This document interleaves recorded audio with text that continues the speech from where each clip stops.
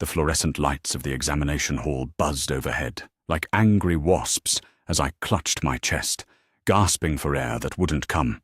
3 months of tutoring Chen Wei had drained every ounce of strength from my body. 3 months of explaining the same concepts over and over while he played mobile games behind his textbooks.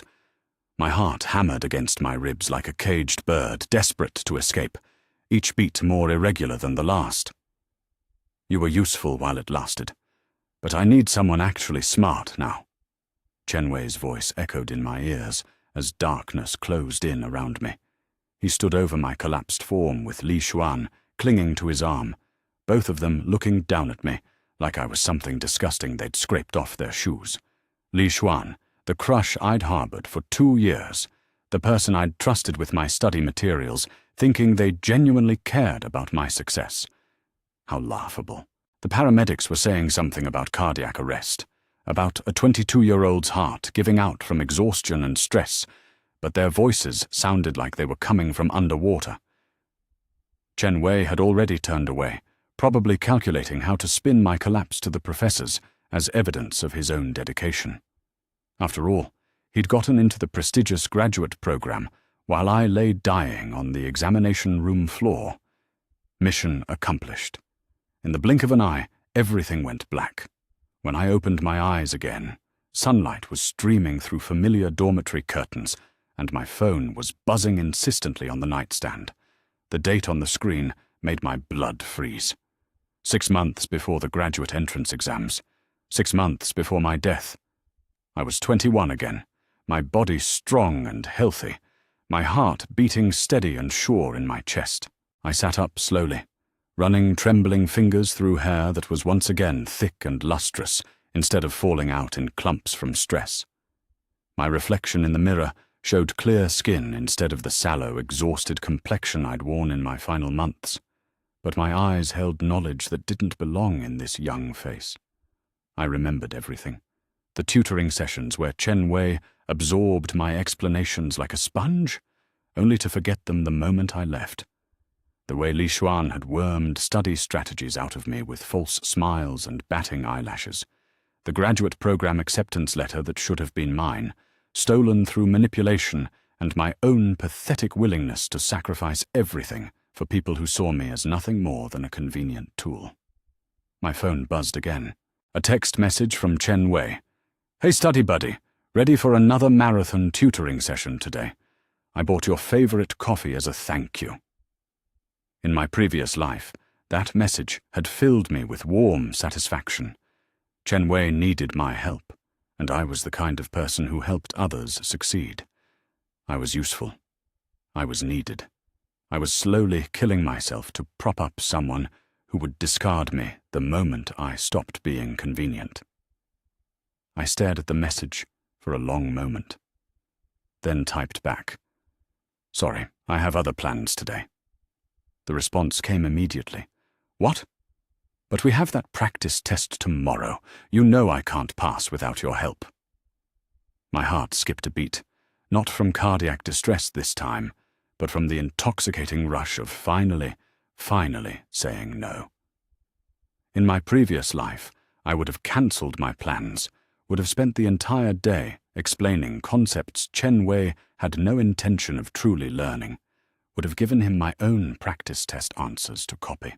I would have sacrificed my health, my sleep, my own preparation time, all for someone who considered my death an inconvenience. "I'm sure you'll figure it out," I typed, then turned off my phone. The silence in my dormitory room felt different this time. Not empty, but peaceful. For the first time in months, years if I counted my previous life, I wasn't thinking about Chen Wei's needs, his schedule, his academic shortcomings that somehow became my responsibility to fix. I was thinking about myself, and it felt revolutionary. I knew exactly what would happen next.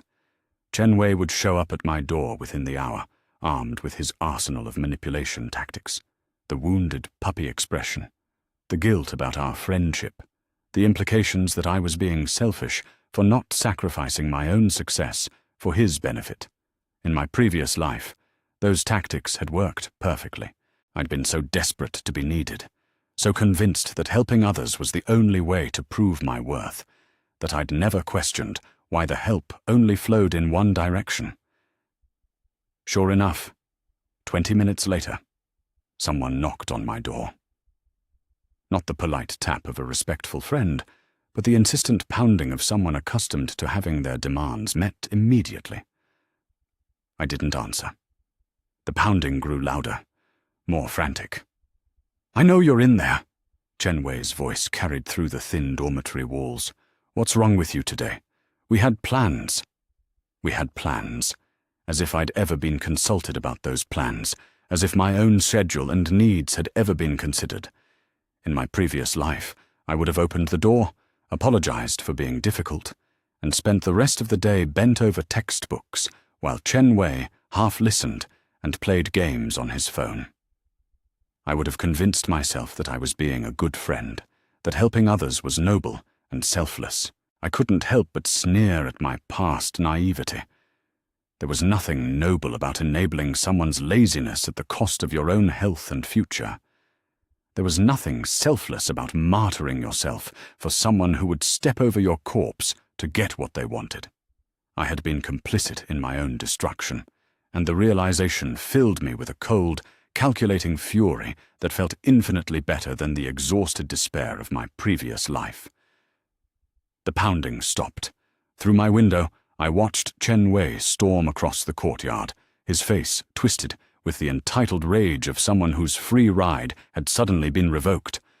He pulled out his phone, probably to complain to Li Xuan about my unreasonable behavior, probably to strategize new ways to manipulate me back into compliance. Let him try. This time I knew exactly who he was behind the mask of friendship. This time I would choose myself over the comfortable lie that destroying my own future could somehow save his. This time, everyone would pay for their actions, starting with me finally refusing to pay for everyone else's. My wonderful life was just beginning, and it wouldn't include being anyone's sacrificial offering.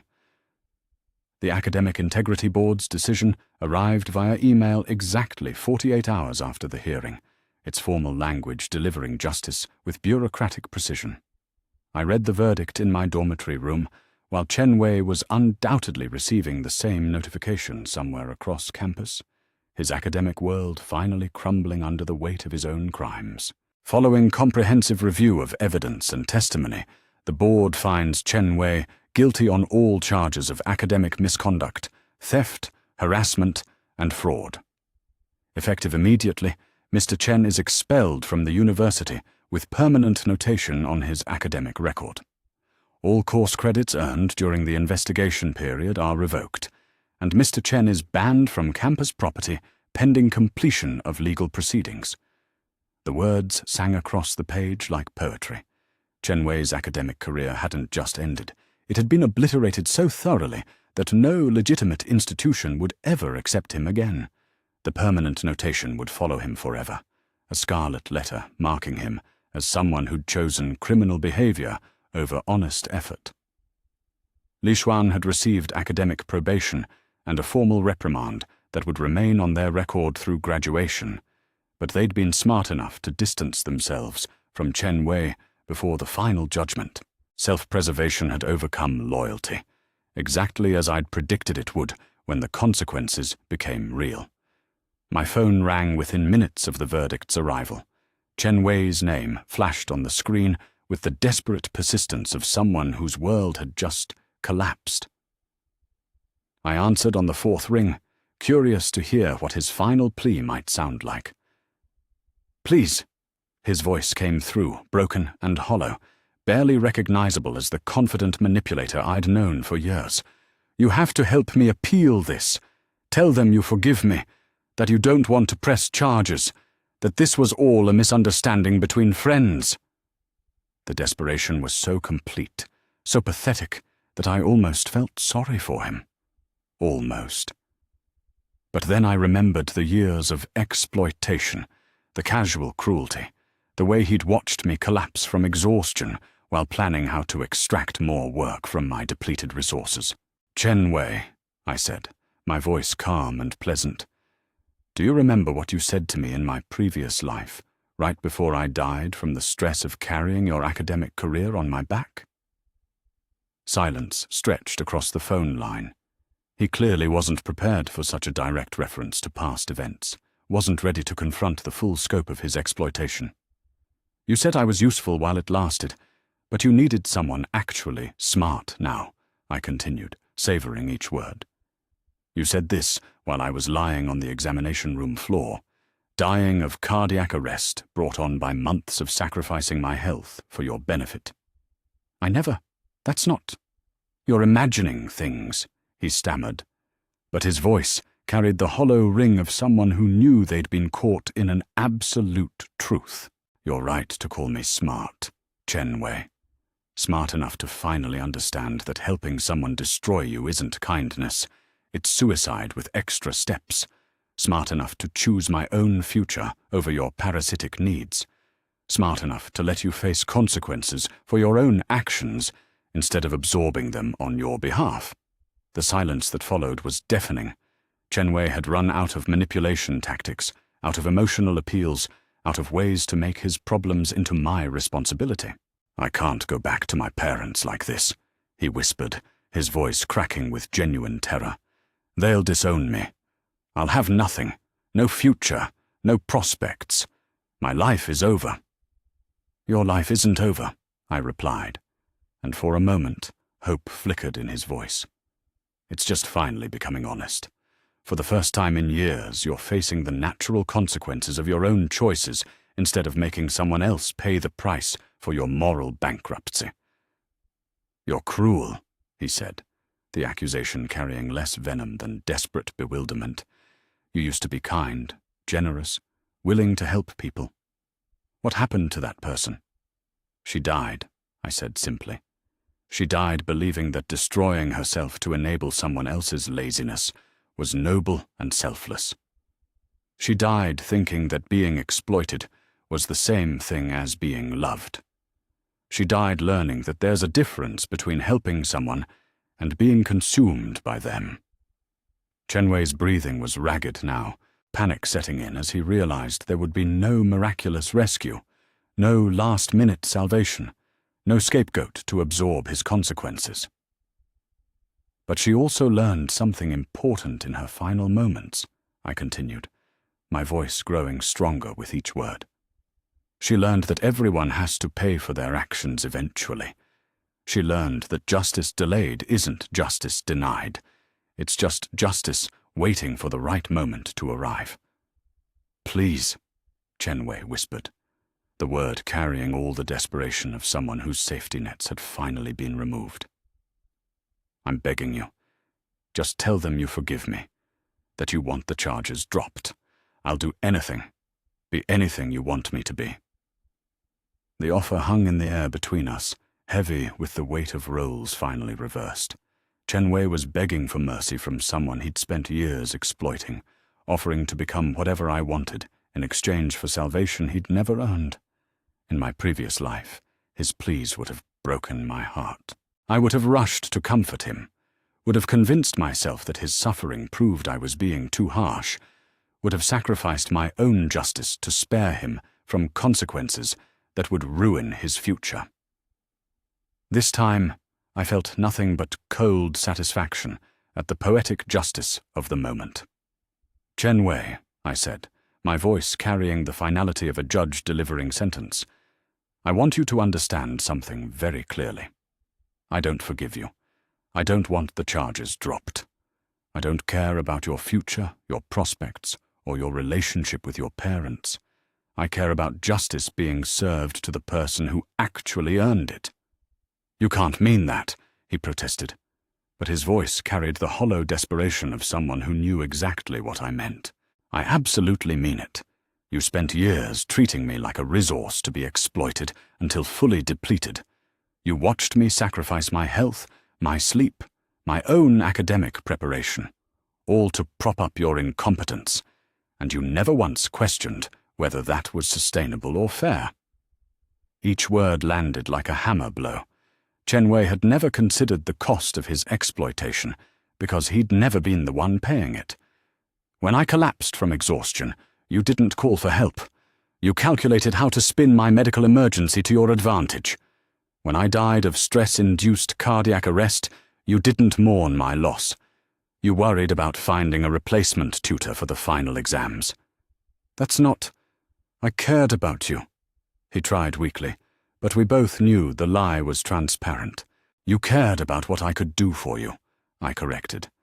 And now that you can't exploit me anymore, now that you're facing consequences for your own actions, you want me to save you one final time. You want me to sacrifice my own justice to preserve your unearned future. The silence stretched between us like an abyss. But I won't, I said with absolute finality. Because I finally learned the most important lesson of my previous life. Everyone has to pay for their actions, and you've been running a tab for years. Today, that bill comes due with interest. Chen Wei's breakdown was complete now, his sobs echoing through the phone like the sound of a world ending. He'd finally run out of options, out of people to exploit, out of ways to make his problems into someone else's responsibility. I hope you learned something from this experience, I said, preparing to end the call. I hope you understand that actions have consequences, that other people aren't resources for you to consume, and that real friendship requires reciprocity rather than parasitism. Wait, he gasped, his voice thick with tears and panic. What am I supposed to do now? How am I supposed to rebuild from this?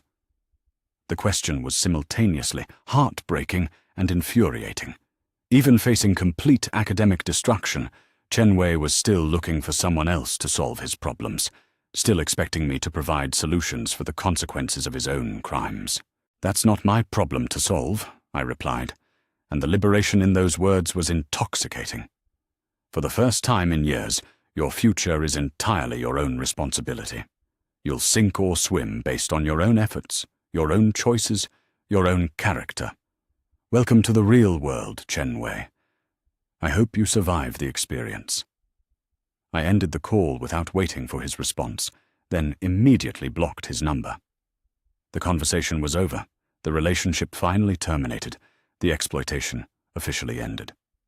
My phone buzzed with a text message from Li Xuan. I know you're angry with both of us, but Chen Wei is having a complete breakdown.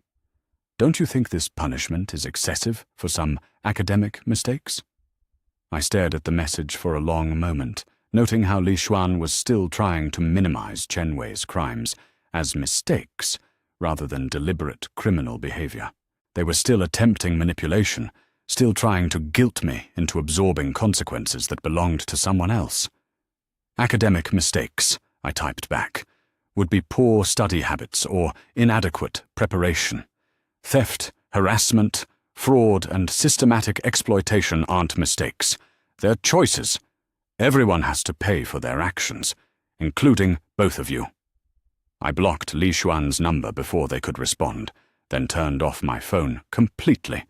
The conversation was finished, the justice was served, and my liberation was complete.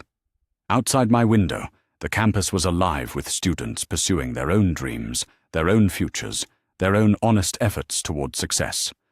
For the first time in years, I was truly one of them, instead of someone sacrificing their own prospects to enable another person's parasitic behavior.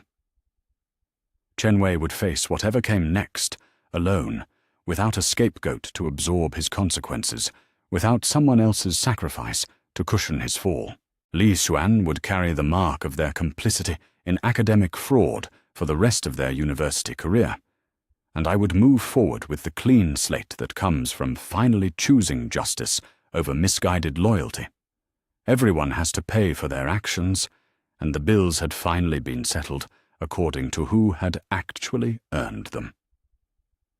My wonderful life was just beginning, and it definitely wouldn't include being anyone's safety net ever again. 6 months later, I stood in the marble lobby of Beijing University's graduate school, holding an acceptance letter that represented everything I'd fought to achieve. The prestigious program had accepted only 12 students nationwide, and my name appeared at the top of the merit list with scores that had shattered previous records. The transformation was complete. Gone was the exhausted, exploited student who'd sacrificed everything for people who saw her as nothing more than a convenient resource. In her place stood someone who'd learned to channel every ounce of their intelligence and effort toward their own success, and the results were magnificent. My reflection in the lobby's polished surfaces showed a person who'd finally learned to thrive instead of merely survive. The stress lines that had aged me prematurely in my previous life had disappeared, replaced by the confident glow of someone who'd reclaimed their own future. I looked younger, healthier, stronger, the physical manifestation of a life finally lived for my own benefit rather than someone else's parasitic needs. "Congratulations," Professor Zhang said, approaching me with a warm smile that would have been impossible during the dark days of Chen Wei's academic terrorism campaign. "Your entrance exam scores were extraordinary. The graduate committee was particularly impressed by your research proposal on computational chemistry applications." The research proposal that had secured my admission was built entirely on my own work, my own ideas, my own innovative approaches to complex problems. No collaboration, no consultation, no input from anyone whose contribution might dilute my individual achievement. For the first time in my academic career, my success belonged entirely to me. "Thank you, Professor," I replied, noting how different this conversation felt from the tense discussions we'd had during Chen Wei's disciplinary proceedings. "I'm looking forward to working with researchers who share my commitment to honest intellectual pursuit." The subtle reference to academic integrity made Professor Zhang nod approvingly. My reputation as someone who'd stood up to criminal behavior rather than enabling it had preceded me throughout the academic community. Instead of being seen as difficult or uncompromising, I was viewed as principled and reliable, someone who could be trusted to maintain the highest standards of scholarly conduct. My new research group was already assembled in the conference room, 5 brilliant students who'd earned their places through genuine merit rather than exploitation and manipulation. As I introduced myself, I felt the satisfaction of finally belonging somewhere based on my actual capabilities rather than my willingness to sacrifice myself for others' benefit. "I heard about what you went through last year," one of my new colleagues said during our break. "That took real courage, standing up to someone who was exploiting you like that. Most people would have just continued enabling the behavior to avoid conflict." The comment highlighted how completely the narrative had shifted. Instead of being viewed as the cruel person who'd abandoned a struggling friend, I was seen as someone who'd courageously ended a toxic dynamic that had been destroying my own prospects. My refusal to continue subsidizing someone else's academic career with my own blood and effort was recognized as strength rather than selfishness. "It wasn't courage," I replied honestly. "It was survival. I finally realized that destroying myself to enable someone else's laziness wasn't kindness. It was just a very slow form of suicide." The words carried weight that resonated with my new peers. They understood the pressure to sacrifice individual success for others' benefit, the academic culture that celebrated self-destruction disguised as generosity. My willingness to name that dynamic for what it was earned their respect rather than their judgment. During lunch, my phone buzzed with a text from an unknown number. For a moment, my heart skipped with the old anxiety that Chen Wei might be attempting contact from a new device. But the message was from a former classmate updating me on recent developments. "Thought you'd want to know. Chen Wei is working at his uncle's restaurant now. Dropped out of the community college he tried to attend after his expulsion. Li Xuan is struggling academically, but still in school. Neither of them mention you anymore, but everyone talks about how impressive your transformation has been." The update provided closure without requiring any emotional investment from me. Chen Wei had faced the natural consequences of building his academic career on theft and exploitation, while Li Xuan was learning to succeed or fail based on their own efforts rather than manipulating others into providing unfair advantages. I deleted the message without responding, then returned my attention to my new colleagues who were discussing research methodologies with the kind of intellectual passion I'd always craved. These were people who understood that academic success required individual effort and honest work, who wouldn't dream of stealing someone else's labor or manipulating others into sacrificing their own prospects. "The computational modeling project sounds fascinating," I said, jumping into their discussion with genuine enthusiasm. "I'd love to contribute to the data analysis phase if there's room for additional researchers." The offer was met with immediate interest. My reputation for thorough, honest work had preceded me, and my colleagues were eager to collaborate with someone they could trust to pull their own weight rather than parasitically draining others' efforts. As the afternoon progressed, I felt the deep satisfaction of finally being exactly where I belonged. The research was challenging and meaningful. My colleagues were brilliant and principled, and my success was built on my own merit rather than someone else's sacrifice. At 5 o'clock, I gathered my materials and prepared to leave for my new apartment, a space I'd chosen and furnished entirely according to my own preferences, without considering anyone else's needs or demands. The freedom was intoxicating, the independence liberating beyond description. Walking across campus, I passed the coffee shop where Li Xuan had attempted their final manipulation months earlier.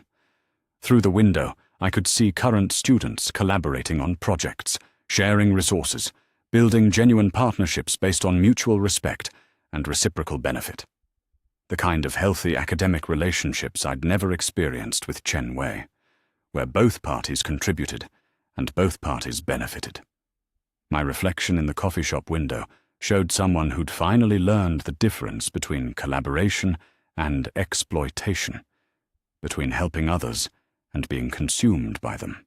The person staring back at me was confident, independent, successful, everything I'd sacrificed in my previous life, trying to prop up someone who'd never deserved my devotion.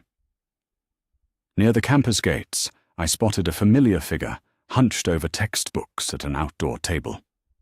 Li Xuan looked older, more tired, burdened by the academic probation that had marked their record and limited their opportunities.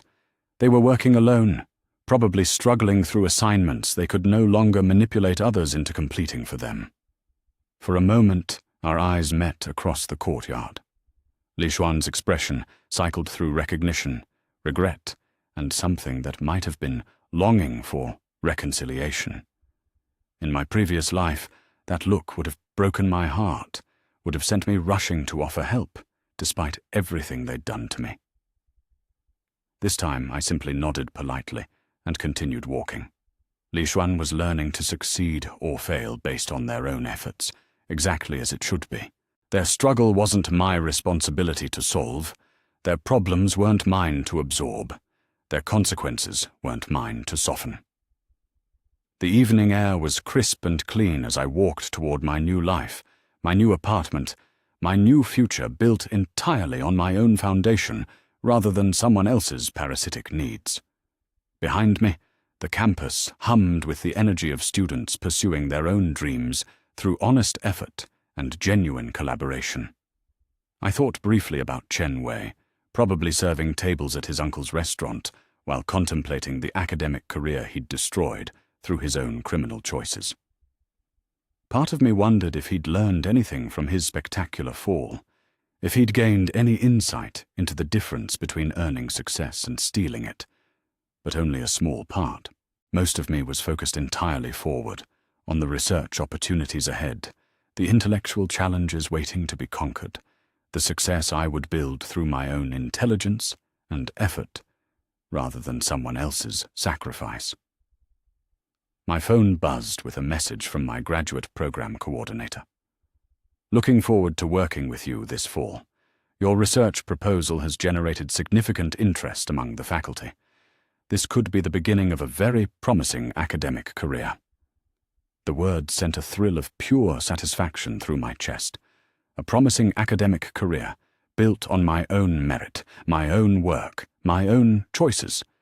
No exploitation, no manipulation, no parasitic relationships disguised as friendship or collaboration.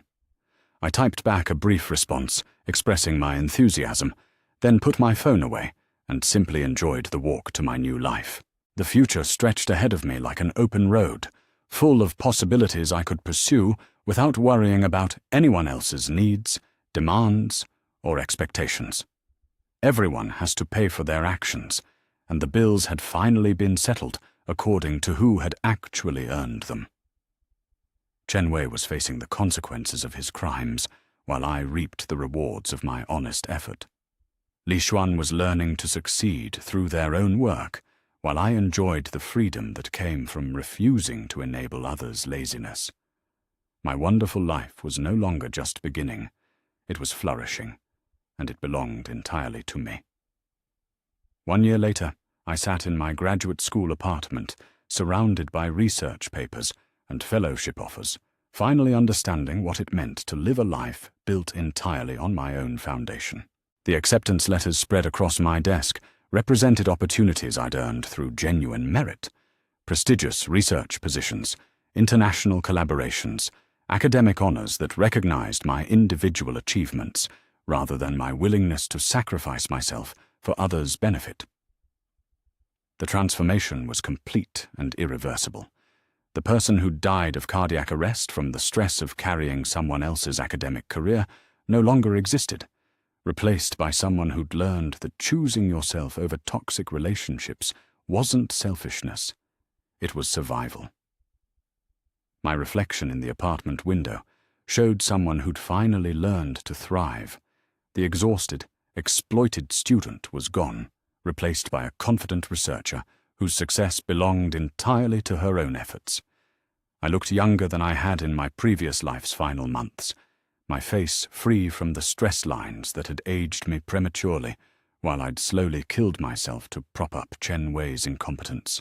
My phone rang with a call from Dr. Sarah Chen, the department head at Stanford, who was recruiting me for their computational chemistry program.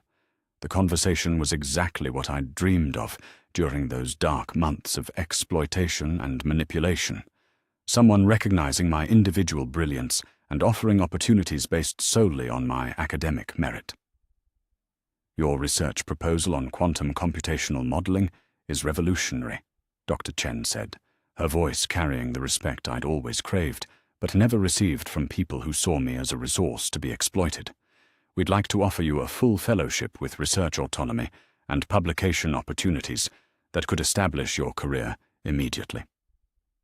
The offer represented everything I'd fought to achieve: academic freedom, financial independence, intellectual respect, all earned through my own efforts rather than someone else's sacrifice.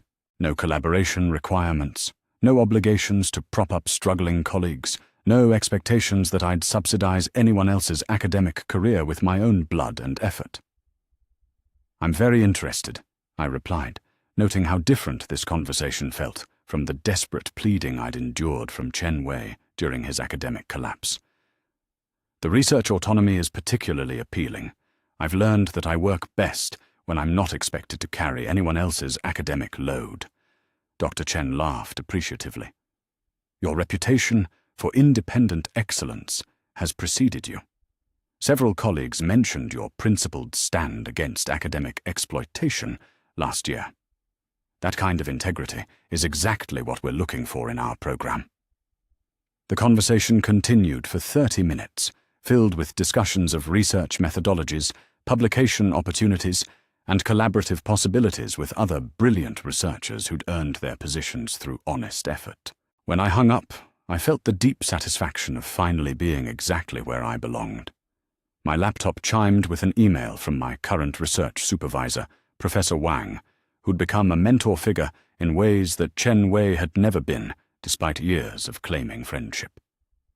Your latest paper has been accepted by the Journal of Computational Chemistry with unanimous reviewer approval, the email read. The editorial board specifically commented on the innovative methodology and rigorous analysis. This publication alone should secure your academic future, regardless of which graduate program you choose. The academic recognition was intoxicating, but more importantly, It was entirely mine. Every equation, every analysis, every innovative approach had originated from my own intellectual efforts rather than someone else's sacrifice. For the first time in my academic career, my success was completely untainted by exploitation or manipulation. As evening approached, I prepared for dinner with my study group, 5 brilliant researchers who'd become genuine friends through mutual respect and reciprocal support. These were people who understood that healthy collaboration required equal contribution from all parties, who would never dream of parasitically draining others' efforts for their own benefit. Walking to the restaurant, I reflected on how completely my life had changed since choosing myself over the toxic dynamics that had nearly destroyed me. The old me would have spent this evening tutoring Chen Wei for free, sacrificing my own preparation time to prop up his laziness, slowly killing myself to enable someone who saw my death as an inconvenience rather than a tragedy. Now, I was meeting with colleagues who valued my contributions, respected my boundaries, and contributed equally to our collaborative efforts. The difference was transformative, liberating, life-giving in ways I'd never imagined possible. At the restaurant, conversation flowed around cutting-edge research, innovative methodologies, and intellectual challenges that excited rather than exhausted me. My colleagues treated me as an equal contributor rather than a resource to be exploited, and their genuine respect for my abilities was healing in ways I was still discovering. To honest effort and genuine collaboration, one of my friends said, raising her glass in a toast that would have been impossible during my previous life's toxic relationships. To choosing ourselves over people who see us as convenient resources, I replied, and the words carried weight that resonated with everyone at the table. We all understood the pressure to sacrifice individual success for others' benefit, the academic culture that celebrated self-destruction, disguised as generosity. My willingness to reject that dynamic had inspired others to examine their own relationships and set healthier boundaries. During dessert, my phone buzzed with a message from an unknown number. For a moment, my heart skipped with old anxiety that Chen Wei might be attempting contact from yet another device. But the message was from a former classmate I'd helped during my tutoring days, someone who'd actually appreciated my assistance rather than exploiting it. Saw your latest publication announcement. Incredible work. I wanted you to know that your example taught me to stand up for myself in my own toxic study partnership. Thank you for showing that it's possible to choose yourself without feeling guilty about it. The message was a reminder that my transformation had ripple effects beyond my own life. By refusing to enable exploitation, I demonstrated to others that healthy boundaries were possible, that choosing yourself over toxic relationships was strength rather than selfishness. I typed back a brief response, expressing gratitude for their kind words, then put my phone away and returned my attention to friends who genuinely valued my presence rather than my usefulness. As the evening wound down, I walked back to my apartment through the quiet campus streets, feeling the deep contentment that comes from finally living authentically. The research waiting on my desk was challenging and meaningful. My colleagues were brilliant and principled, and my future stretched ahead, filled with opportunities I'd earned through honest effort. Back in my apartment, I sat down to review the fellowship offers one final time. Each opportunity represented a different path forward, but all of them were built on the same foundation: my own merit, my own work, my own choices. No exploitation, no manipulation, no parasitic relationships disguised as friendship or collaboration. I thought briefly about Chen Wei, probably still working at his uncle's restaurant while contemplating the academic career he'd destroyed through criminal choices and entitled exploitation. Part of me wondered if he'd learned anything from his spectacular fall, if he'd gained any insight into the difference between earning success and stealing it. But only a small part. Most of my attention was focused entirely forward, on the research opportunities ahead, the intellectual challenges waiting to be conquered, the success I would continue building through my own intelligence, and effort. My phone chimed with one final message of the day, this time from Professor Zhang. Your transformation over the past year has been remarkable. You've gone from someone struggling under toxic dynamics to someone thriving through authentic relationships and honest effort. I'm proud of the person you've become and excited to see what you'll accomplish next. The words sent warmth through my chest that had nothing to do with external validation and everything to do with internal recognition of growth achieved. I'd learned the most important lesson of my previous life, that everyone has to pay for their actions, and that choosing yourself over people who exploit you isn't cruelty, it's wisdom.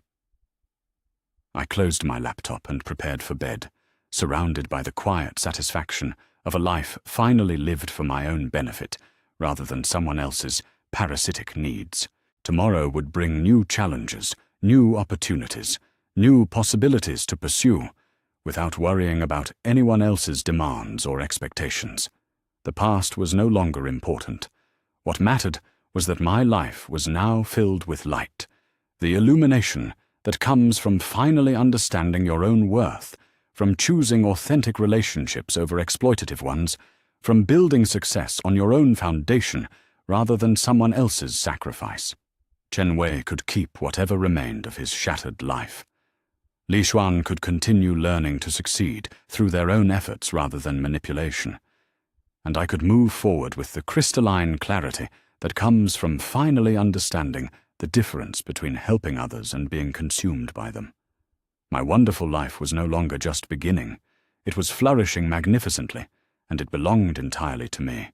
Everyone has to pay for their actions, and I'd finally learned to let people pay their own bills while I enjoyed the prosperity that comes from investing in yourself rather than subsidizing others' moral bankruptcy. The future was bright, unlimited, and completely mine to shape according to my own vision rather than someone else's parasitic needs. For the first time in any life I could remember, that future felt not just promising, but absolutely perfect. Chen Wei cornered me outside the library 3 days later, his usual charming smile replaced with something harder, more desperate. He'd clearly been strategizing during my silence, probably consulting with Li Xuan about the best approach to drag me back into line. The sight of him standing there, blocking my path with deliberate casualness, sent a familiar chill down my spine. "We need to talk," he said, his voice carrying that wounded undertone he'd always used to make me feel guilty for having boundaries. "I don't understand what's going on with you lately. This isn't like you at all." In my previous life, those words had been devastatingly effective. I'd immediately started second-guessing myself, wondering if I was being unreasonable, if I was letting down someone who depended on me. The old me would have apologized, would have promised to do better, would have sacrificed even more of my time and energy to prove I was still a good friend. "You're right," I said, meeting his eyes with a calm I'd never possessed before. "This isn't like me at all. The old me would have already apologized for disappointing you." Chen Wei blinked, clearly not expecting such a direct response. He'd probably prepared for tears, for guilt, for the familiar dance of manipulation that had worked so perfectly before. His confusion was almost satisfying. "Look, I get that you're stressed about the exams too," he continued, shifting tactics with the smooth desperation of someone accustomed to getting their way through emotional manipulation. "But we're a team, remember? We help each other succeed. I've always been there for you when you needed support." The lie was so audacious it took my breath away.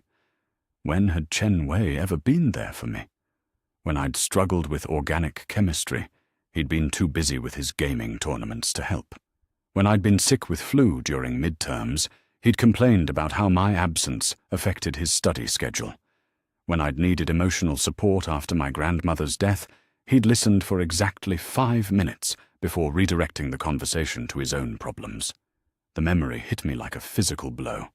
I was back in my previous life, hunched over my desk at 2 a.m, explaining molecular structures for the 15th time while Chen Wei played mobile games with the sound on.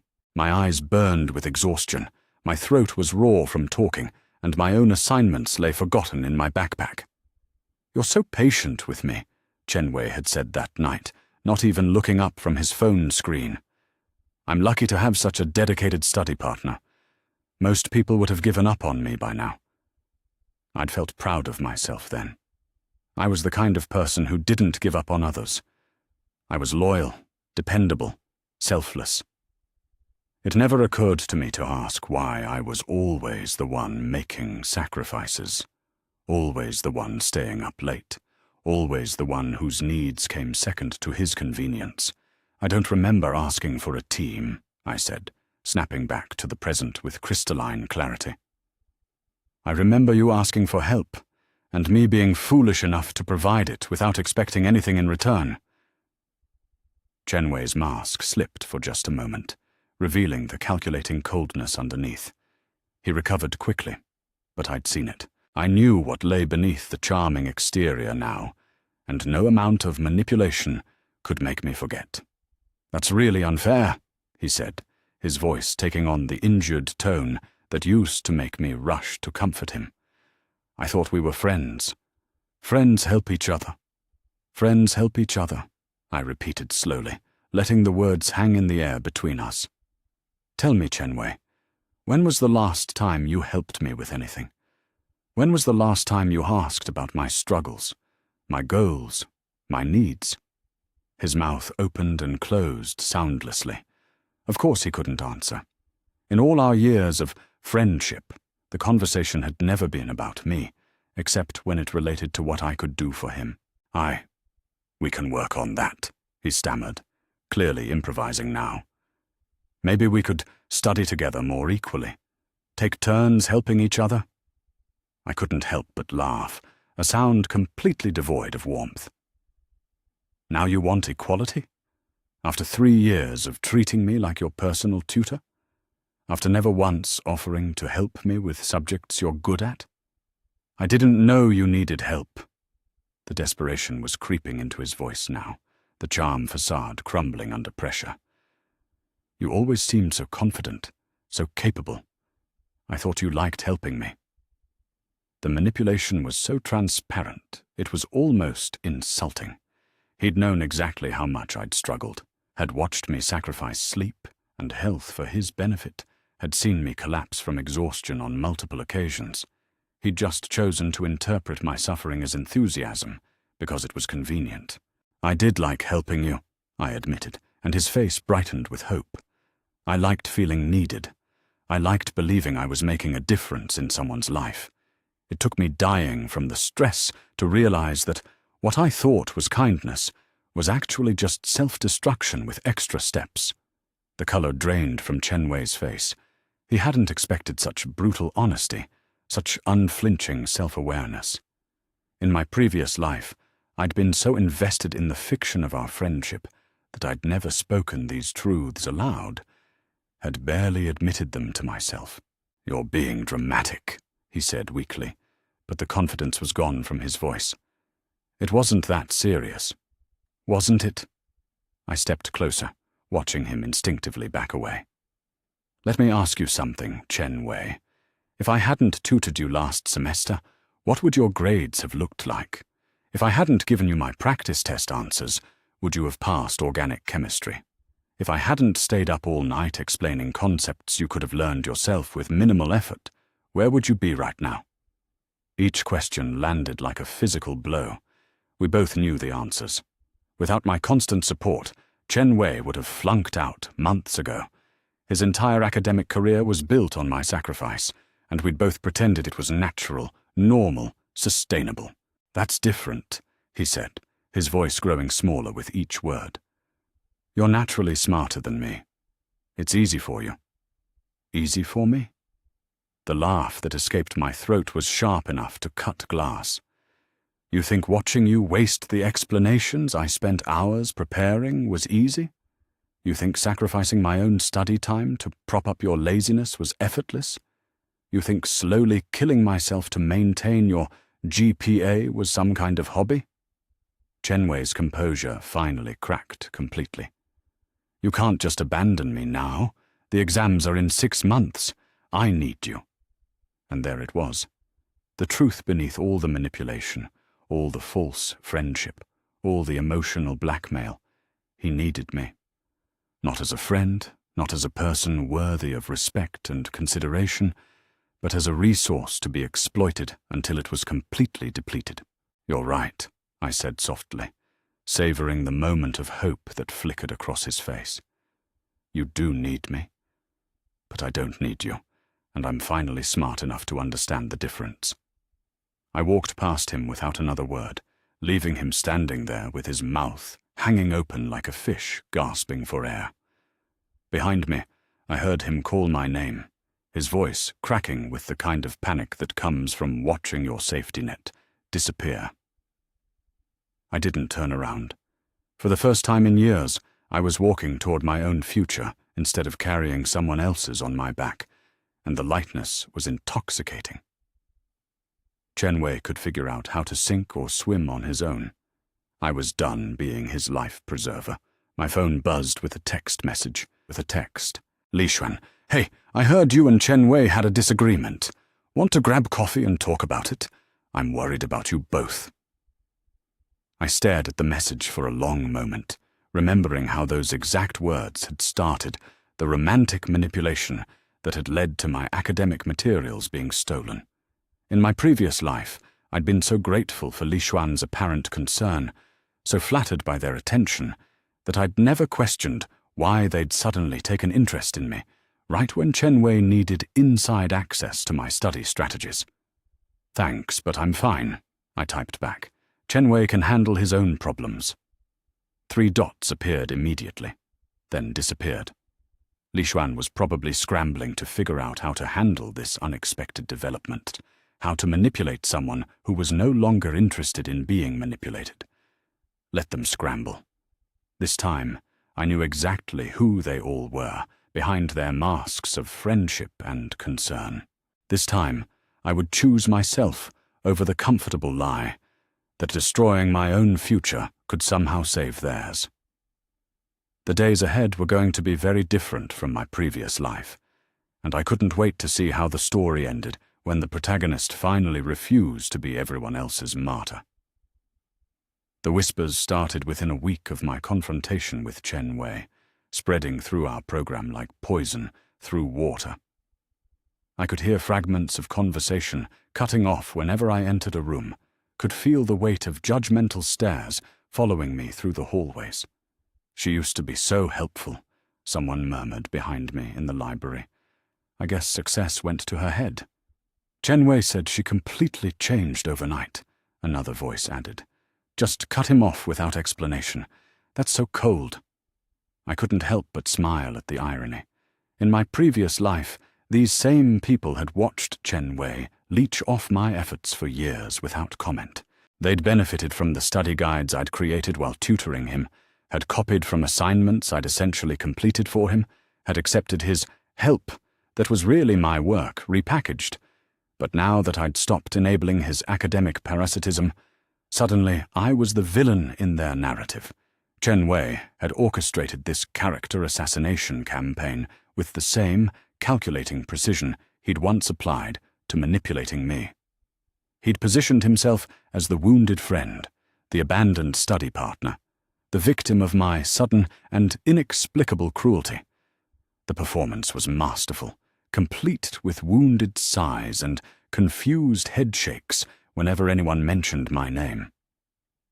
"I just don't understand what happened," I overheard him telling a group of classmates in the cafeteria. "We were so close, and then she just turned mean. Maybe the pressure is getting to her.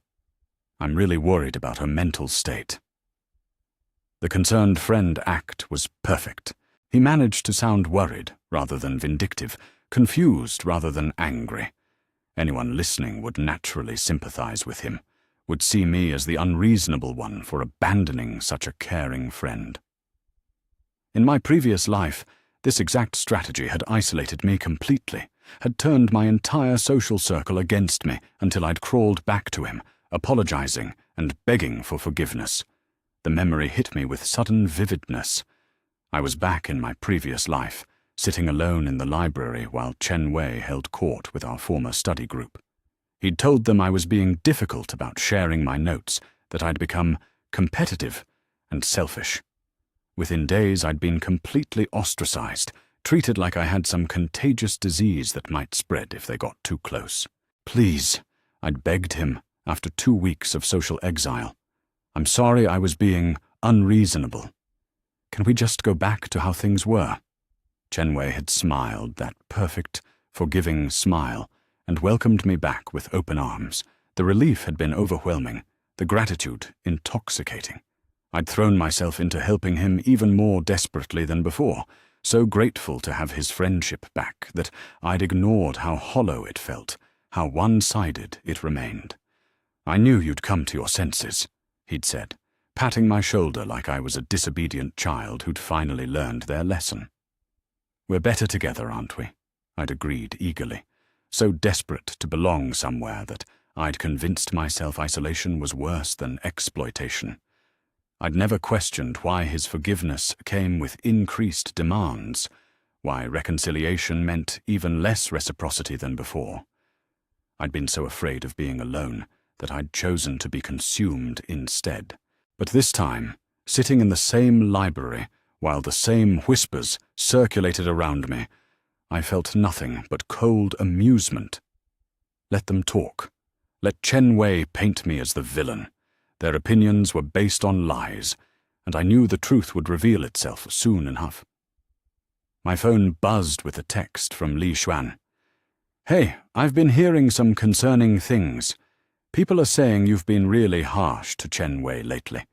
I know that's not like you. Want to meet up and talk about what's really going on? The message was perfectly crafted, full of concern and understanding, designed to make me feel like Li Xuan was the only person who truly knew me, who could see past the rumors to my real character. In my previous life, this kind of validation had been irresistible. I'd poured my heart out to Li Xuan, had confessed all my fears and insecurities, had shared my most effective study strategies in grateful response to their apparent empathy. I remembered that conversation with crystal clarity. Li Xuan had listened with such apparent concern, had asked such thoughtful questions about my study methods, had seemed so genuinely interested in helping me reconcile with Chen Wei.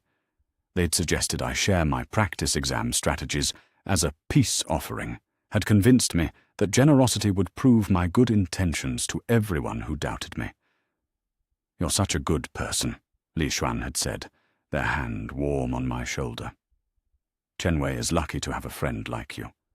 I'm lucky to know someone with such a generous heart. I'd glowed under that praise, had felt so understood, so appreciated.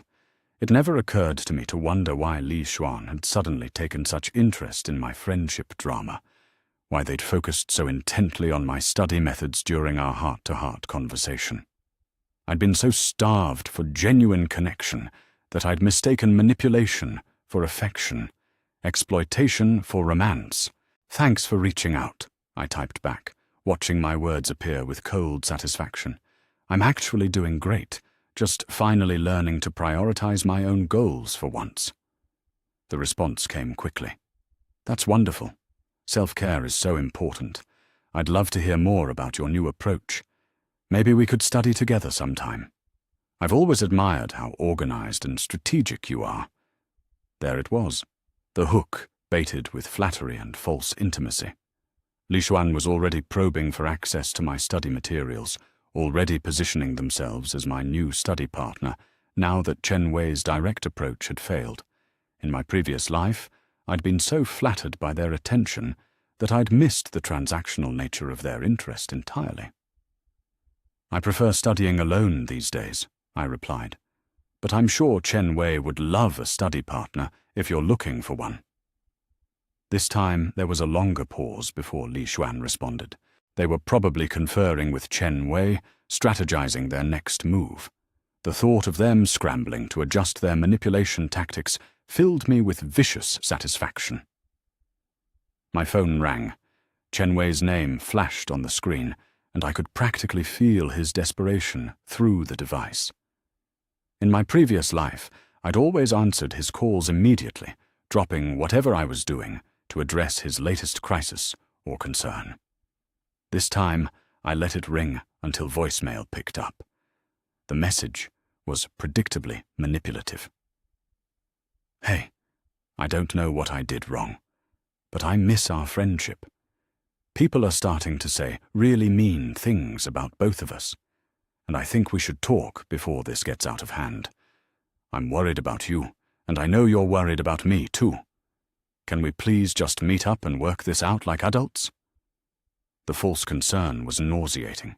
Chen Wei had never worried about me when I was sacrificing my health for his benefit. He'd never been concerned when I'd collapsed from exhaustion, when I'd cried from stress, when I'd begged for just one day to focus on my own assignments. His worry only manifested when my suffering stopped benefiting him. I deleted the voicemail without responding and pulled out my laptop.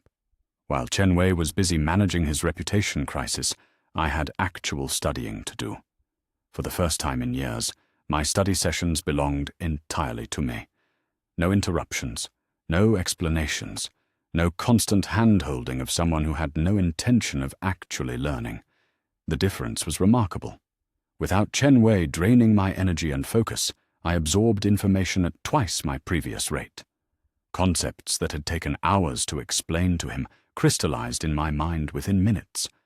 I wasn't just learning, I was excelling, and the sensation was intoxicating. My grades from practice exams reflected the change immediately. Scores that had been merely good became exceptional. Complex problems that had challenged me before seemed almost elementary now that I wasn't constantly interrupted by Chen Wei's demands for attention and explanation. Other students began to notice. The same classmates who'd been whispering about my changed behavior started approaching me with academic questions, seeking the kind of help I'd once given exclusively to Chen Wei. The irony was delicious. They'd ostracized me for cutting off my free tutoring services, but they still wanted to benefit from my knowledge when it served their purposes. "I don't do study partnerships anymore," I told each of them politely but firmly. "You're welcome to check out my old study guides from the library reserves, but I'm focusing on my own preparation now." Their shocked reactions were almost comical.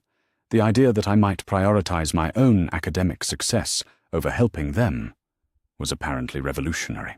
In my previous life, I'd been so conditioned to put everyone else's needs first that the concept of academic self-preservation had never even occurred to me. But Chen Wei wasn't finished with his campaign yet. If direct manipulation and social pressure wouldn't work, he'd escalate to more desperate measures. I could see it in the way he watched me during lectures, the calculating look in his eyes when he thought I wasn't looking. He was planning something bigger, something designed to force me back into compliance. Let him plan. This time, I knew every trick in his playbook before he played them. This time, I had the advantage of experience, the clarity of hindsight, and the cold satisfaction of finally choosing myself over the comfortable lie that destroying my future could somehow save his. The whispers would continue, the social pressure would intensify, and Chen Wei's desperation would drive him to increasingly pathetic measures. But I would remain untouchable, protected by the knowledge of what lay beneath their masks of friendship and concern.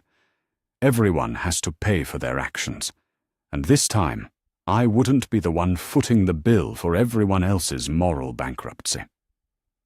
My wonderful life was just beginning, and it definitely wouldn't include being anyone's sacrificial offering ever again. The mock exam results were posted on a Friday afternoon, and the difference was so stark, it might as well have been written in neon lights. My score blazed at the top of the rankings like a beacon of vindication, while Chen Wei's name languished in the bottom quarter, barely above the failure line. I stared at the posted rankings with cold satisfaction, watching other students crowd around to see their own positions. The whispers started immediately, but this time they had a different quality. Instead of questioning my character, people were questioning Chen Wei's competence. "How is that possible?" someone muttered behind me. Chen Wei always scored so well before. Maybe he was getting more help than we realized, another voice replied, heavy with implication. I couldn't help but smile at the dawning recognition in their voices. For 3 years, Chen Wei had presented my work as evidence of his own intelligence. His consistent high scores had built his reputation as a capable student, someone worthy of respect and academic partnership. But without my constant support, his true abilities were finally on display for everyone to see. Chen Wei himself stood frozen in front of the rankings, his face cycling through disbelief, panic, and desperate calculation. He kept looking from his score to mine and back again, as if staring harder might somehow rearrange the numbers in his favor. "This has to be a mistake," he said loudly, his voice carrying the forced confidence of someone trying to convince himself as much as his audience. "There's no way I scored this low. I studied just as hard as I always do." The lie hung in the air like smoke. Everyone knew Chen Wei's study habits consisted mainly of playing games while I explained concepts to him. Without my explanations, my practice problems, my carefully crafted study guides, he'd been reduced to his natural academic level, which was barely functional. In my previous life, watching Chen Wei struggle would have filled me with guilt and panic. I would have rushed to help him, would have spent the weekend creating a personalized study plan to bring his scores up before the real exams. I would have convinced myself that his failure was somehow my fault, that abandoning him made me a terrible person. Now, watching him flounder without his academic life support, I felt nothing but cold vindication.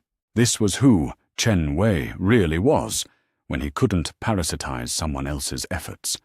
This was his true competence level, finally visible to everyone who'd been fooled by his performance.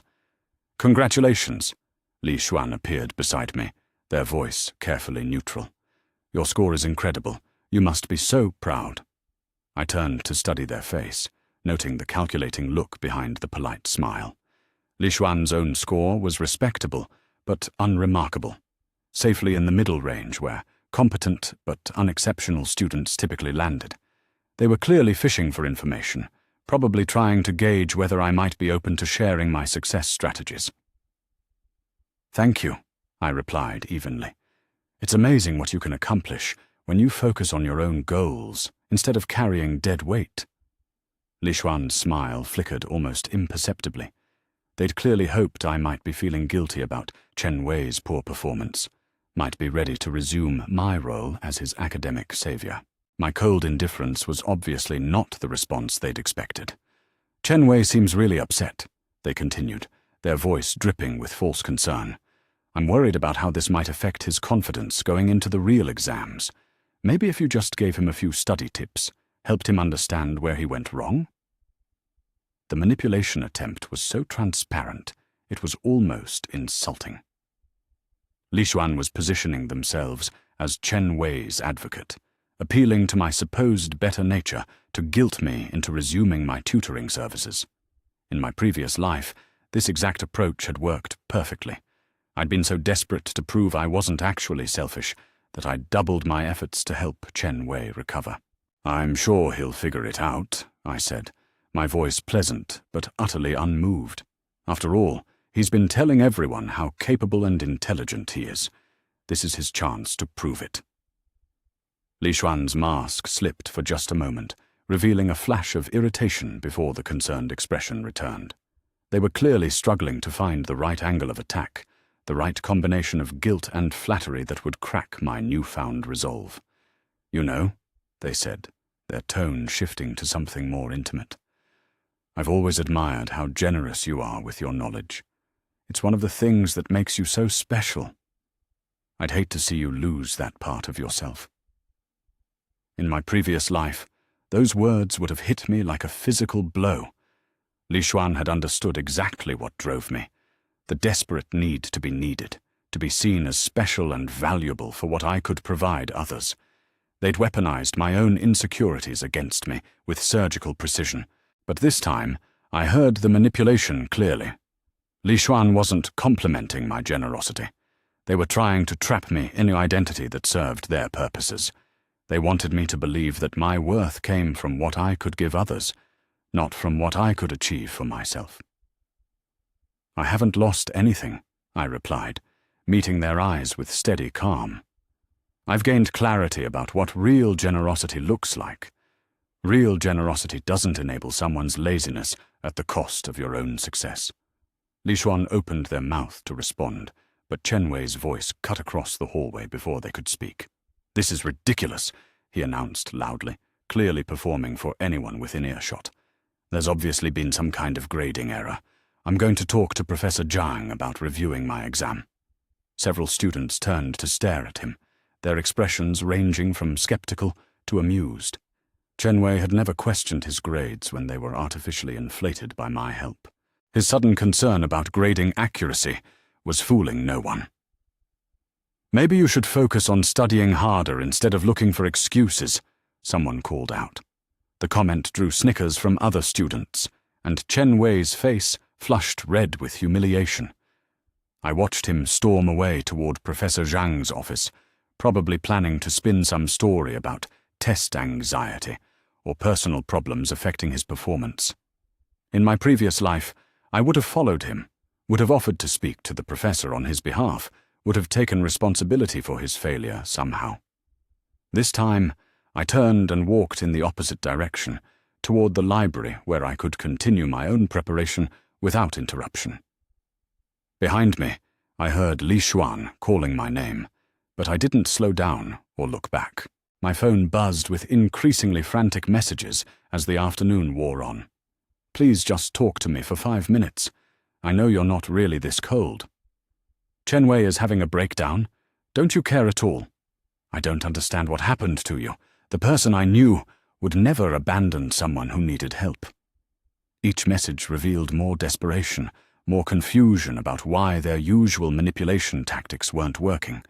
They'd built their entire strategy around my previous pattern of behavior, my predictable responses to guilt and emotional pressure.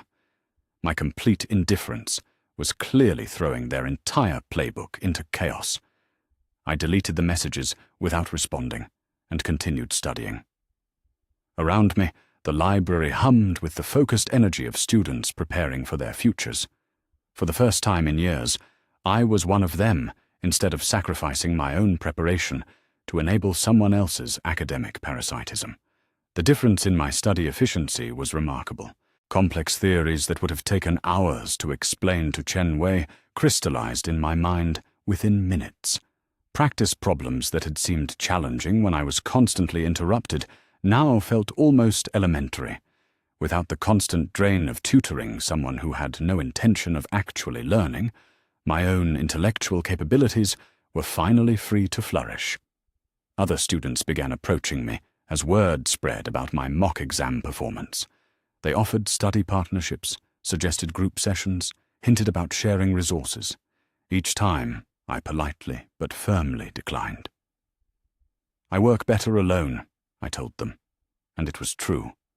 After years of my energy being siphoned off by Chen Wei's demands, solitary study felt like a luxury beyond measure. Some of them looked surprised, even offended. They'd assumed that academic success came with an obligation to help others achieve similar results. The idea that I might guard my strategies and focus solely on my own preparation was apparently revolutionary. Let them be surprised. I'd spent years proving my worth through what I could give others. And where had it gotten me? Exhaustion, exploitation, and ultimately death from the stress of carrying someone else's academic career on my back. This time, my success would belong entirely to me. Chen Wei could sink or swim based on his own efforts, and Li Xuan could find someone else to manipulate into providing academic support. I was done being anyone's study partner, tutor, or educational safety net. The mock exam had revealed the truth about all of us. Without my support, Chen Wei was mediocre at best. Without Chen Wei's manipulation campaign, Li Xuan was just another average student looking for advantages. And without their constant demands draining my resources, I was exceptional. Sure enough, the real exams were still months away. but the trajectory was already clear. Chen Wei's panic would only intensify as he realized he couldn't fake competence indefinitely. Li Xuan's attempts to access my study strategies would become more desperate and obvious, and my own performance would continue climbing as I finally received the full benefit of my own intelligence and effort. Everyone has to pay for their actions, and this time I wouldn't be subsidizing anyone else's education with my own blood, sweat, and eventual cardiac arrest. My wonderful life was just beginning, and it definitely wouldn't include being anyone's academic martyr. Li Xuan found me in the campus coffee shop 2 weeks after the mock exam disaster, sliding into the seat across from me with that perfectly practiced smile I now recognized as a weapon. They'd clearly taken time to prepare for this encounter, their appearance carefully crafted to project sincerity and vulnerability. "I've been thinking about what you said," they began, their voice soft and hesitant. "About generosity and enabling. You were right, and I owe you an apology."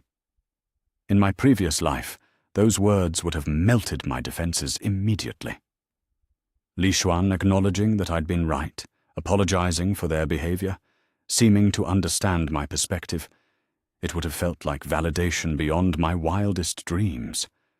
I would have rushed to reassure them, would have minimized my own concerns to make them feel better about their manipulation attempts. Now, I simply sipped my coffee and waited for the real performance to begin. Li Xuan's apologies were always preludes to bigger requests, their admissions of wrongdoing just setups for more elaborate manipulation schemes. "The truth is," they continued, their eyes downcast in perfect imitation of shame, "I've been struggling with my own studies lately. Watching you excel while I stay mediocre has made me realize how much I've been relying on others instead of developing my own skills." The confession was beautifully crafted, designed to appeal to my ego, while positioning them as someone genuinely seeking self-improvement.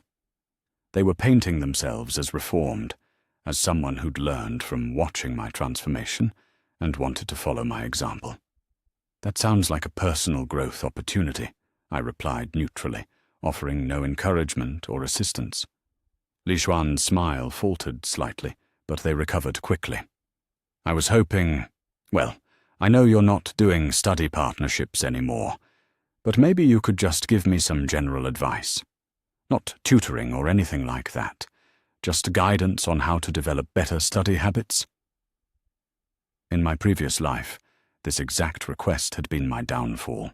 Li Xuan had approached me with such apparent humility, such genuine desire for self-improvement, that I'd been completely disarmed. They'd asked for just advice, and I'd been so flattered by their respect for my methods that I'd shared everything. The memory came flooding back with painful clarity. Li Xuan and I, sitting in this same coffee shop, as I enthusiastically explained my study system. They'd listened with such focused attention, had asked such insightful questions about my note-taking methods, my practice problem strategies, my exam preparation timeline. "You're so organized," they'd breathed, their admiration seeming completely genuine. "I could never be this systematic on my own. Would you mind if I borrowed some of your practice materials, just to see how you structure your study guides?" I'd been so proud of my organizational skills, so pleased that someone finally appreciated the effort I put into my academic preparation. I'd gladly shared my practice exams, my carefully curated problem sets, my detailed study schedules. It had felt like intellectual communion, like finally finding someone who understood the art and science of effective learning. "I'm developing my own methods now," I'd explained when Li Xuan had asked for specific examples of my note-taking system. "But here are some general principles that might help you create your own approach." I'd spent 2 hours detailing my strategies, never questioning why Li Xuan was so interested in my specific techniques rather than developing their own. I'd been so starved for academic recognition that I'd mistaken exploitation for appreciation. "I really admire your independence," Li Xuan said now, bringing me back to the present. but I'm worried I don't have the natural intelligence to develop effective strategies on my own. I was hoping you might share just a few study tips. Nothing detailed, just enough to point me in the right direction. The manipulation was so familiar, it was almost nostalgic. Li Xuan was appealing to my ego, while simultaneously positioning themselves as helpless, creating a dynamic where refusing to help would make me seem cruel and selfish. They were playing on my previous need to be seen as generous and wise, hoping that old pattern would override my new boundaries. "I'm sure you'll figure it out," I said, my voice pleasant but utterly unmoved. "After all, you managed to maintain decent grades before we became friends. You clearly have more natural ability than you're giving yourself credit for." Li Xuan's eyes flashed with frustration before the concerned expression returned. They hadn't expected such a deflection, such a refusal to engage with their self-deprecation. Their entire approach depended on me, either offering help out of sympathy or providing reassurance that would lead to sharing information. "You're being very modest," they continued, switching tactics. "Your mock exam score was phenomenal. There must be some specific techniques you use that make such a difference. I promise I'm not asking you to tutor me. I just want to understand your approach. In my previous life, the flattery combined with the promise of limited scope had been devastatingly effective. I'd convinced myself that sharing my approach wasn't really tutoring, that explaining my techniques wasn't the same as doing the work for them. I'd rationalized my way into providing exactly what they wanted while maintaining the fiction that I was just offering friendly advice. "My approach is very simple," I said, leaning back in my chair with a smile that didn't reach my eyes. "I study my own materials, focus on my own goals, and don't waste time or energy on people who see me as a resource to be exploited." The words hit their target with surgical precision.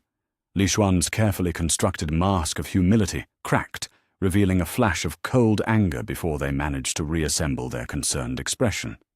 "That's a very cynical way to view friendship," they said, their voice carrying a subtle edge now. "I thought we had a genuine connection. I never saw you as a resource." The lie was so audacious it took my breath away. Every interaction I'd had with Li Xuan had been transactional, from their sudden interest in my study methods to their romantic manipulation designed to access my academic materials. They'd never shown the slightest interest in me as a person, only in what I could provide for Chen Wei's benefit. "Friendship," I repeated slowly, savoring the word. "Is that what you call seducing someone to steal their study materials for your real friend? Because I have some very clear memories of what our genuine connection was actually about." Li Xuan's face went white. They clearly hadn't expected me to reference our previous relationship so directly, hadn't anticipated that I might have seen through their romantic manipulation from the very beginning. "I don't know what you think happened," they stammered. "But I would never—" "You would never what?" I interrupted, my voice remaining calm while my eyes turned to ice. "Never pretend to have feelings for someone to gain access to their academic work? Never pass stolen study strategies to Chen Wei while convincing me you were just trying to help us reconcile? Never use my own romantic feelings as a weapon against me?" Each accusation landed like a physical blow. Li Xuan's mouth opened and closed soundlessly as they struggled to find a response that didn't involve admitting to everything I'd described. "You're misunderstanding the situation," they finally managed. "Yes, I cared about both of you. And yes, I thought sharing study methods might help you work things out. But I never meant— You never meant for me to realize I was being played," I finished for them. "You never meant for me to understand that your romantic interest was just another manipulation tactic. You never meant for me to see that every kiss, every sweet word, every intimate moment was just you doing reconnaissance for Chen Wei." Li Xuan's composure shattered completely. "You're being paranoid. I had genuine feelings for you." "Did you?" I leaned forward, my voice dropping to a whisper that somehow carried more menace than shouting. Then why did every study date end with you asking detailed questions about my preparation methods? Why did you always steer our conversations toward my academic strategies? Why did Chen Wei's grades improve dramatically right after you started dating me? The questions hung in the air between us like accusations at a trial. Li Xuan had no answer because there was no innocent explanation. Every aspect of our relationship had been calculated to benefit Chen Wei, and we both knew it. I should go, Li Xuan said, standing abruptly. This conversation isn't productive. No, I agreed pleasantly. I imagine it's quite different from the conversation you planned to have when you sat down. Li Xuan paused at the edge of the table, their mask of concern finally abandoned completely. You've really changed, you know that? The person I knew would never be this cruel. You're right, I said, raising my coffee cup in a mock toast. The person you knew was naive enough to mistake manipulation for affection. She died of a heart attack, brought on by the stress of carrying people who saw her as nothing more than an academic life support system. Li Xuan's face went pale again. They clearly hadn't expected such brutal honesty, such unflinching acknowledgement of what their manipulation had cost me. I hope you're happy with who you've become, they said, their voice shaking with genuine anger now that the performance was over. I am, I replied, and meant it completely. For the first time in years, I'm exactly where I want to be. Can you say the same? Li Xuan turned and walked away without answering, their shoulders rigid with frustrated rage. I watched them go, noting how they pulled out their phone the moment they thought they were out of sight, probably calling Chen Wei to report the failure of their seduction mission. Let them report back. Let them scramble to find new tactics, new approaches, new ways to try to manipulate me back into my role as their academic benefactor. This time, I knew every play in their book before they made their moves. My phone buzzed with a text message from an unknown number. Practice exam answer key for tomorrow's chemistry test.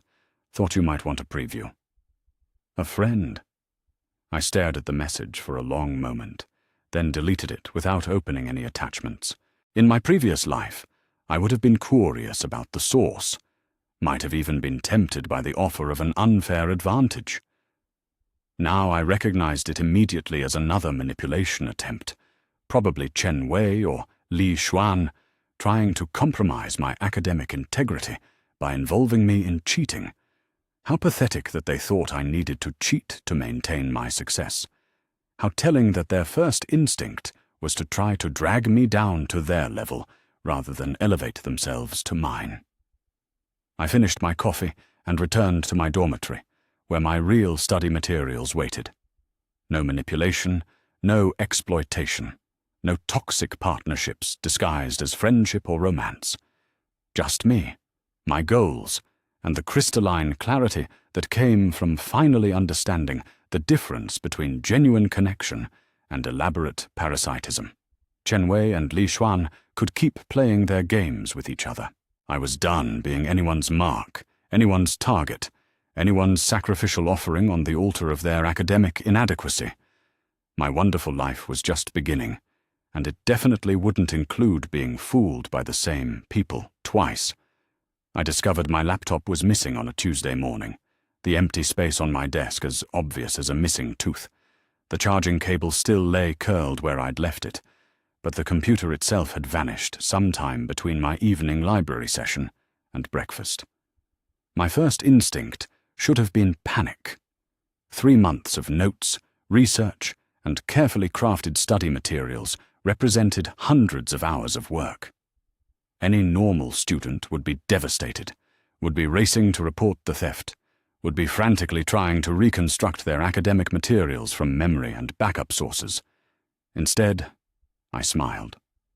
The laptop that Chen Wei had stolen contained exactly what I'd wanted him to find. For the past 2 weeks since Li Xuan's failed seduction attempt, I'd been preparing for this exact scenario. Every document on that computer was carefully crafted misinformation, every study guide deliberately flawed, every practice exam loaded with wrong answers disguised as innovative strategies. I'd known they would escalate to theft eventually. Manipulation and social pressure had failed, so they'd moved to direct action. Chen Wei's desperation had finally driven him to cross the line from emotional manipulation to actual crime, and I'd been ready for him. My real study materials were safely stored on an encrypted external drive hidden in my dormitory room, along with detailed documentation of every manipulation attempt, every threatening message, every instance of academic dishonesty I'd witnessed over the past months. But Chen Wei didn't know that. He thought he'd finally gained access to the secret weapons of my academic success. The irony was delicious. In his desperation to steal my advantages, Chen Wei had actually handed me the perfect trap. Every fake strategy he copied would set him further behind. Every misleading study guide he followed would cement his failure. And all of it would be documented by the hidden security cameras I'd installed after Li Xuan's coffee shop performance. I checked my phone and found exactly what I'd expected: a smug message from an unknown number. Maybe you should be more careful about computer security. Some people might take advantage of your carelessness. The anonymous threat was so obviously Chen Wei that it was almost embarrassing. He couldn't resist gloating, couldn't help but reveal his hand through his own arrogance. In my previous life, this message would have terrified me. I would have begged him to return my materials, would have promised to resume tutoring if he just gave back my work. This time, I screenshot the message and added it to my growing evidence file. My next class was Advanced Organic Chemistry, and I made sure to arrive early. Chen Wei was already there, hunched over his desk with an expression of intense concentration that looked completely foreign on his features. He was clearly studying from my stolen materials, probably cramming my fake strategies into his memory with the desperate intensity of someone who finally thought they'd gained an unfair advantage. I slid into my usual seat and watched him with cold amusement. He was taking notes from what appeared to be my reaction mechanism study guide, the one I'd filled with subtle errors that would lead to completely wrong conclusions.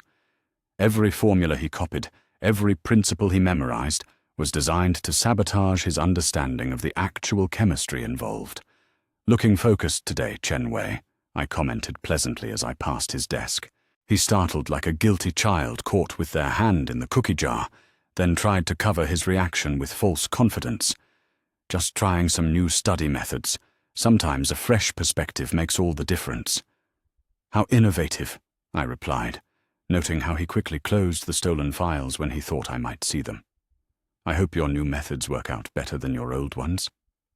The double meaning wasn't lost on him. Chen Wei's face flushed red, but he couldn't respond without admitting to the theft. He was trapped between his desire to gloat about his criminal success and his need to maintain plausible deniability.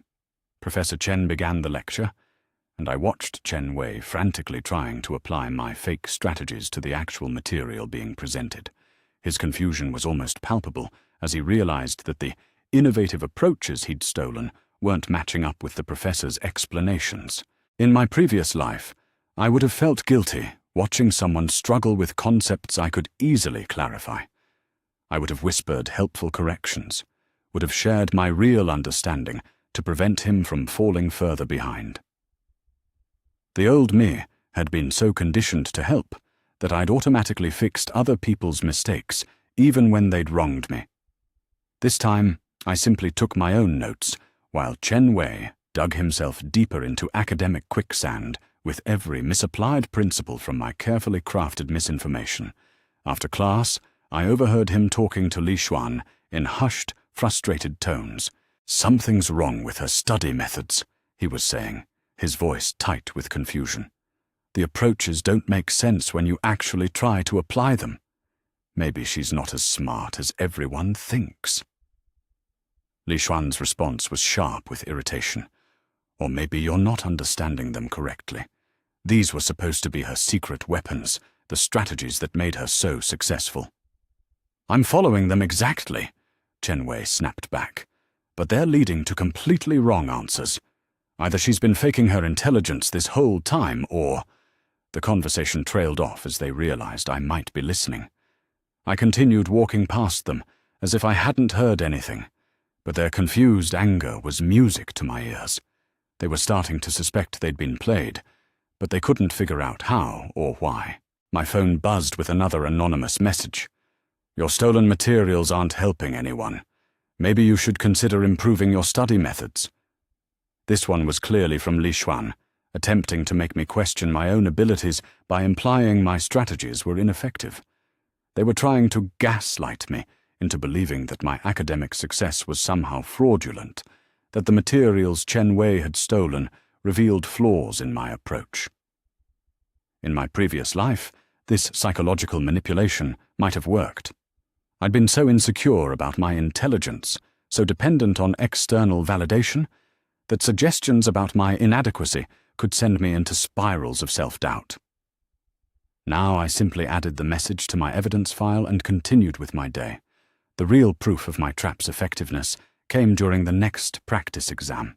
Chen Wei had clearly spent the entire week studying from my fake materials, memorizing my deliberately flawed strategies with the desperate intensity of someone who thought they'd finally found the key to academic success.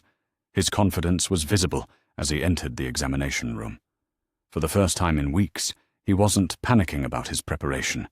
He'd convinced himself that my stolen study guides would finally allow him to compete with my performance. I watched him work through the problems with increasing frustration. Every strategy he applied led him further from the correct answers. Every principle he tried to implement revealed its fundamental flaws under the pressure of actual application. What should have been his academic salvation was becoming his intellectual destruction. Meanwhile, working from my real understanding and genuine preparation, I completed the exam with the same effortless competence I'd demonstrated since cutting him loose. The contrast between our approaches was stark, him frantically trying to force stolen strategies to work, me calmly applying knowledge I'd earned through honest effort. After the exam, I found Chen Wei in the hallway, staring at his phone with an expression of bewildered rage. "Bad news?" I asked innocently. He looked up at me with eyes full of suspicion and frustrated anger. "Someone's been spreading false information, sabotaging other students with fake study materials." "How terrible," I replied, my voice full of false sympathy. "Who would do such a thing? And how would they even distribute fake materials without students realizing they were being deceived?" Chen Wei's jaw clenched as he realized I was baiting him into admitting the theft. He couldn't explain how he'd discovered the false information without revealing that he'd stolen it from my computer. "Maybe," I continued thoughtfully, "the person responsible assumed that honest students would never see the fake materials. Maybe they thought only thieves and cheaters would be affected by the misinformation." The accusation hung in the air between us like a sword. Chen Wei's face cycled through rage, panic, and desperate calculation as he tried to find a response that wouldn't incriminate him further. "You," he started, then stopped himself before he could finish the accusation. "Yes?" I prompted pleasantly. "I what?" But Chen Wei couldn't complete the sentence without admitting to crimes, and we both knew it. He turned and stalked away, his shoulders rigid with frustrated fury. I watched him go with cold satisfaction. The trap had worked perfectly.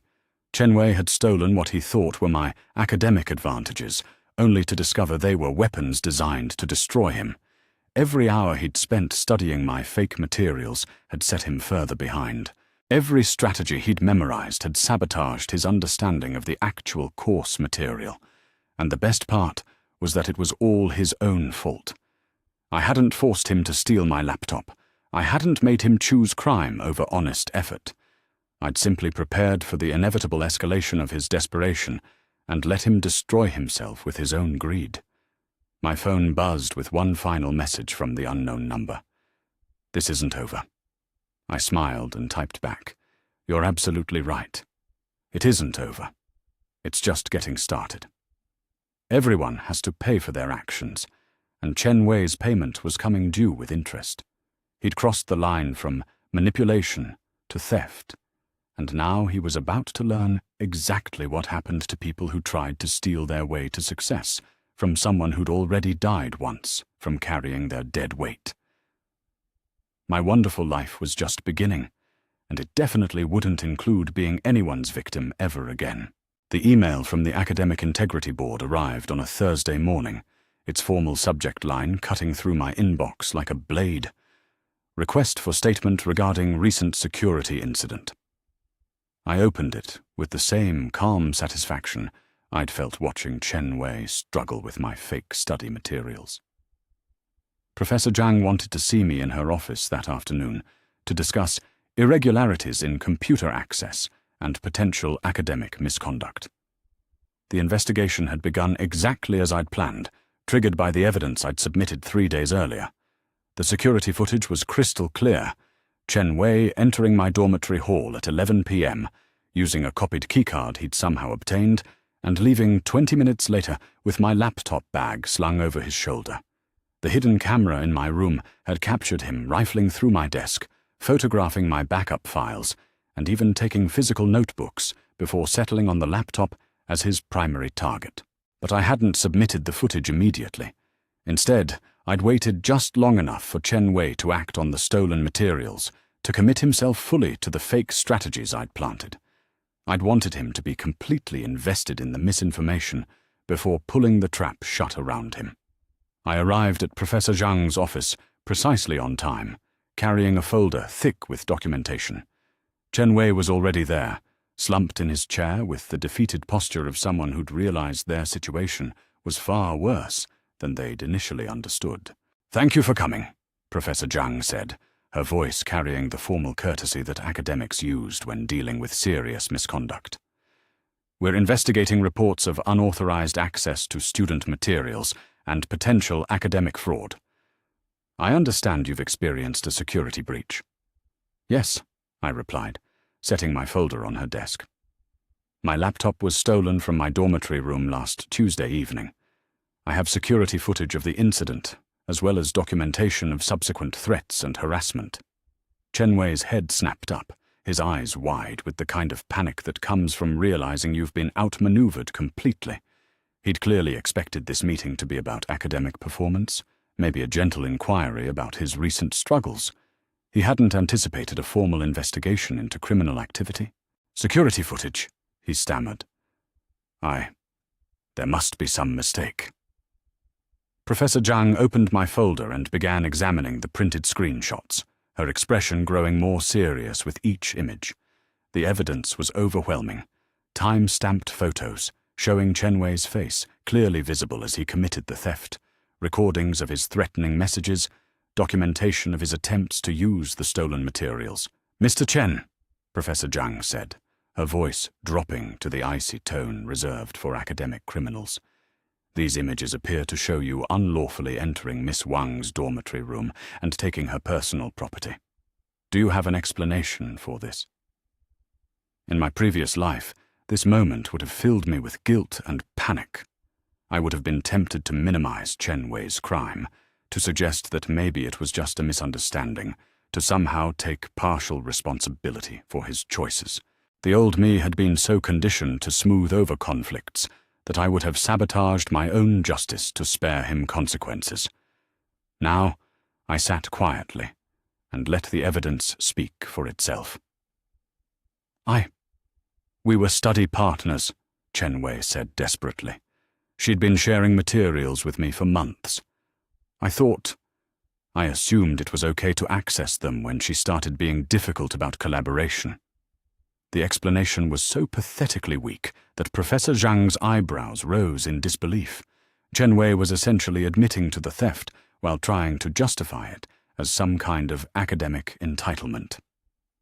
"Mr. Chen," she said slowly, "are you suggesting that previous academic collaboration gave you the right to break into another student's dormitory and steal their personal property?"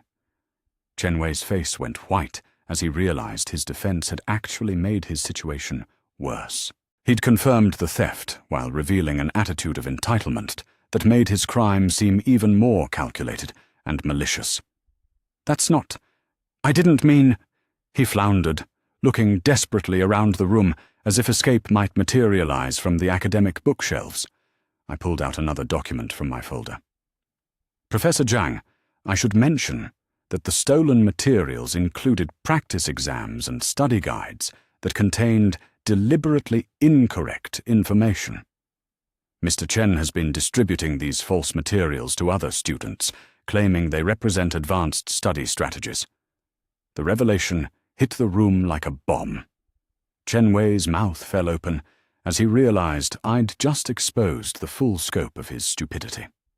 Not only had he committed theft, he'd been spreading the stolen misinformation to other students, compounding his academic misconduct exponentially. "You," he started, then stopped himself before he could finish the accusation that would have revealed his awareness of the fake material's true nature. "I what?" I asked pleasantly, echoing our previous hallway encounter. But Chen Wei couldn't complete the sentence without admitting that he'd knowingly stolen and distributed academic materials. He was trapped between his desire to accuse me of deliberate sabotage and his need to maintain some fiction of innocence. Professor Zhang was examining transcripts of the anonymous threatening messages, her expression growing darker with each revelation.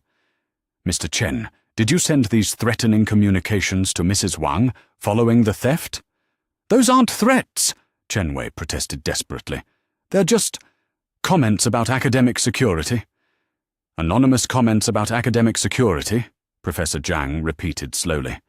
"Sent immediately after stealing another student's laptop. Comments that specifically reference the stolen materials and suggest that Ms. Wang should be more careful about her computer security." Each word landed like a nail in Chen Wei's academic coffin. The timing and content of his messages had created an undeniable pattern of criminal harassment, and his attempts to deny responsibility were only making him look more guilty. I thought back to my previous life, to the moment when Chen Wei's academic fraud had finally been discovered. Back then, I'd been the one sitting in this chair, desperately trying to explain why I'd been helping him, to the point where my own work had become indistinguishable from his. I'd taken the blame for his cheating, had accepted academic probation to protect him from the consequences of his laziness. "I was just trying to help a friend," I'd pleaded with Professor Zhang, tears streaming down my face as my own academic future crumbled. Chen Wei was struggling, and I thought sharing my work would give him a chance to succeed. I never meant for it to become cheating. Chen Wei had sat silently during that meeting, letting me take full responsibility for his academic crimes. He'd watched me sacrifice my reputation, my standing, my future prospects, all to spare him from consequences he'd earned through his own choices. "Ms. Wang is very generous," he'd finally said, his voice full of false sadness. "I feel terrible that my struggles caused her to compromise her own integrity. I hope you'll be lenient with her. She was just trying to help." The performance had been perfect. Chen Wei had positioned himself as the innocent victim of my excessive generosity, the struggling student who'd been corrupted by my misguided attempts to help.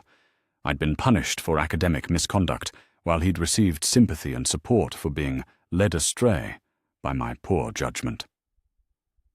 "Ms. Wang," Professor Zhang's voice brought me back to the present. "I want to commend you for documenting this incident so thoroughly and reporting it promptly. Academic theft is a serious crime, and your evidence will be essential for ensuring appropriate consequences. The contrast with my previous life was devastating. This time, I was the victim seeking justice rather than the scapegoat accepting blame. This time, Chen Wei would face consequences for his own actions, instead of hiding behind my willingness to protect him." "What happens now?" I asked, though I already knew the answer from the academic conduct guidelines I'd studied carefully.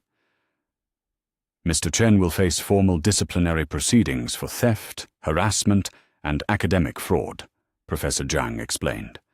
"The evidence suggests a pattern of calculated misconduct that warrants serious consequences, potentially including suspension or expulsion."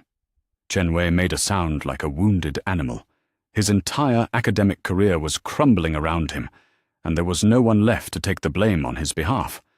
Li Xuan couldn't help him. They were implicated in the harassment campaign. His other friends wouldn't risk their own standings to protect someone who'd been exposed as a thief and fraud.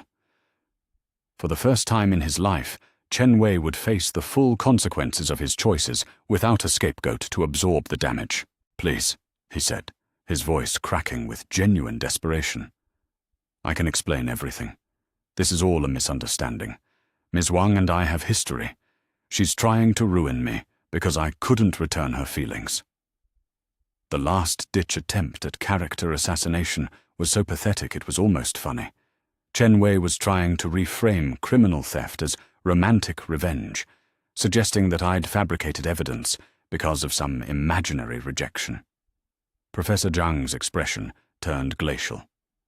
"Mr. Chen, are you suggesting that Ms. Wang somehow faked time-stamped security footage, forged your anonymous messages, and planted evidence in your possession to frame you for crimes you didn't commit?" When she put it like that, the absurdity of his defense became obvious even to him. Chen Wei's shoulders slumped in defeat as he realized there was no story, no manipulation, no emotional appeal that could explain away the mountain of evidence against him. "I think we're finished here," Professor Zhang said, closing my folder with finality. "Ms. Wang, you'll receive updates on the disciplinary proceedings. Mr. Chen, you'll be hearing from the Academic Integrity Board within 48 hours. I gathered my materials and stood to leave, feeling lighter than I had in years. Justice was finally being served, and I wasn't the one paying the price for someone else's crimes. "Wait," Chen Wei called out as I reached the door. "Please, can't we work this out privately, like we used to?" I turned back to look at him. This person who'd once held such power over my life, who'd manipulated me into sacrificing everything for his benefit.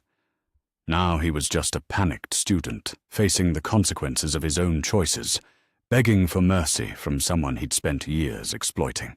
"Like we used to," I repeated thoughtfully. "You mean with me taking responsibility for your mistakes, absorbing the consequences of your actions, and destroying my own future to protect yours?"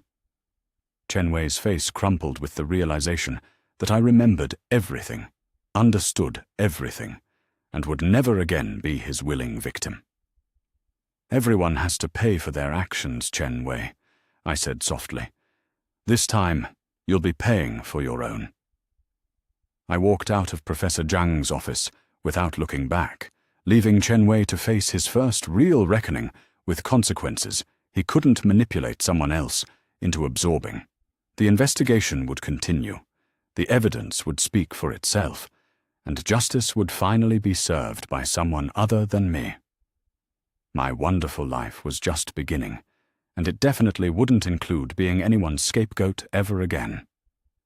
The confrontation erupted in the university courtyard on a Friday afternoon, drawing a crowd like blood draws sharks. Chen Wei stood in the center of the quad with Li Xuan flanking him, both of them wearing expressions of righteous indignation that would have been convincing if I hadn't known exactly what lay beneath their performances. "There she is," Chen Wei announced loudly as I approached, his voice carrying across the courtyard with theatrical precision. "The person who's been systematically destroying students' academic careers through false accusations and manufactured evidence." Students began gathering around us, drawn by the drama and Chen Wei's obvious desperation. He'd clearly planned this public spectacle as his final gambit, hoping to turn campus opinion against me before the disciplinary hearing could conclude. If he could paint me as a vindictive liar, maybe he could cast doubt on the overwhelming evidence of his crimes. "That's a serious accusation," I said calmly, setting my bag down with deliberate care.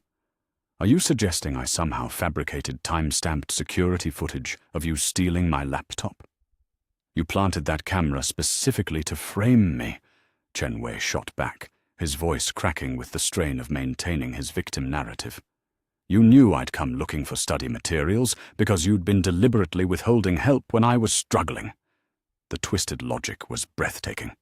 Chen Wei was arguing that his theft was justified because I'd refused to tutor him, and that my preparation for his inevitable escalation somehow made me the real criminal.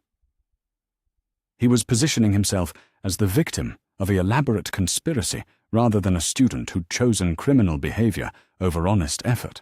Li Xuan stepped forward, their eyes glistening with crocodile tears that sparkled in the afternoon sunlight. "She's been manipulating both of us for months," they announced to the growing crowd, "playing psychological games, withholding academic support, deliberately sabotaging our friendship to make us look bad." The performance was masterful. Li Xuan had cast themselves as another victim of my supposed manipulation, someone who'd been caught up in my scheme to destroy Chen Wei through false accusations and planted evidence. They were appealing to the crowd's natural sympathy for someone caught between feuding friends. In my previous life, this exact strategy had worked perfectly. Chen Wei and Li Xuan had presented themselves as confused victims of my sudden personality change, innocent students who couldn't understand why their generous friend had turned cruel and vindictive. The crowd had naturally sympathized with their apparent bewilderment, had rallied around them against my unreasonable behavior. "She used to be so kind and helpful," Li Xuan had said back then, their voice trembling with hurt confusion. "We don't understand what happened to her. Chen Wei is devastated by how she's been treating him." The crowd had eaten it up. I'd been painted as the villain in a story about friendship betrayed, the cold-hearted academic who'd abandoned her loyal friends for selfish reasons. The social isolation had been complete and devastating. "I'm concerned about both of you," I said now, my voice carrying across the courtyard with perfect clarity. "This level of denial about documented criminal behavior suggests you might need professional help processing reality." The response was so calm, so reasonable, that it immediately shifted the dynamic. Instead of engaging with their emotional manipulation, I'd reframed their accusations as symptoms of psychological disturbance. The crowd began murmuring among themselves, noting the contrast between my composed demeanor and their hysterical desperation. "Stop playing games!" Chen Wei exploded, his mask of wounded innocence finally cracking under pressure. "You know exactly what you did. You deliberately set me up to fail, planted fake study materials to sabotage my preparation, and then used your little spy cameras to frame me when I tried to access the real information." The admission hung in the air like a confession at trial. Chen Wei had just acknowledged that he'd stolen my materials, that he'd known they were fake, and that he'd been caught by surveillance he'd been aware of. His attempt to paint himself as a victim had backfired spectacularly. "So you admit you stole my laptop," I said pleasantly.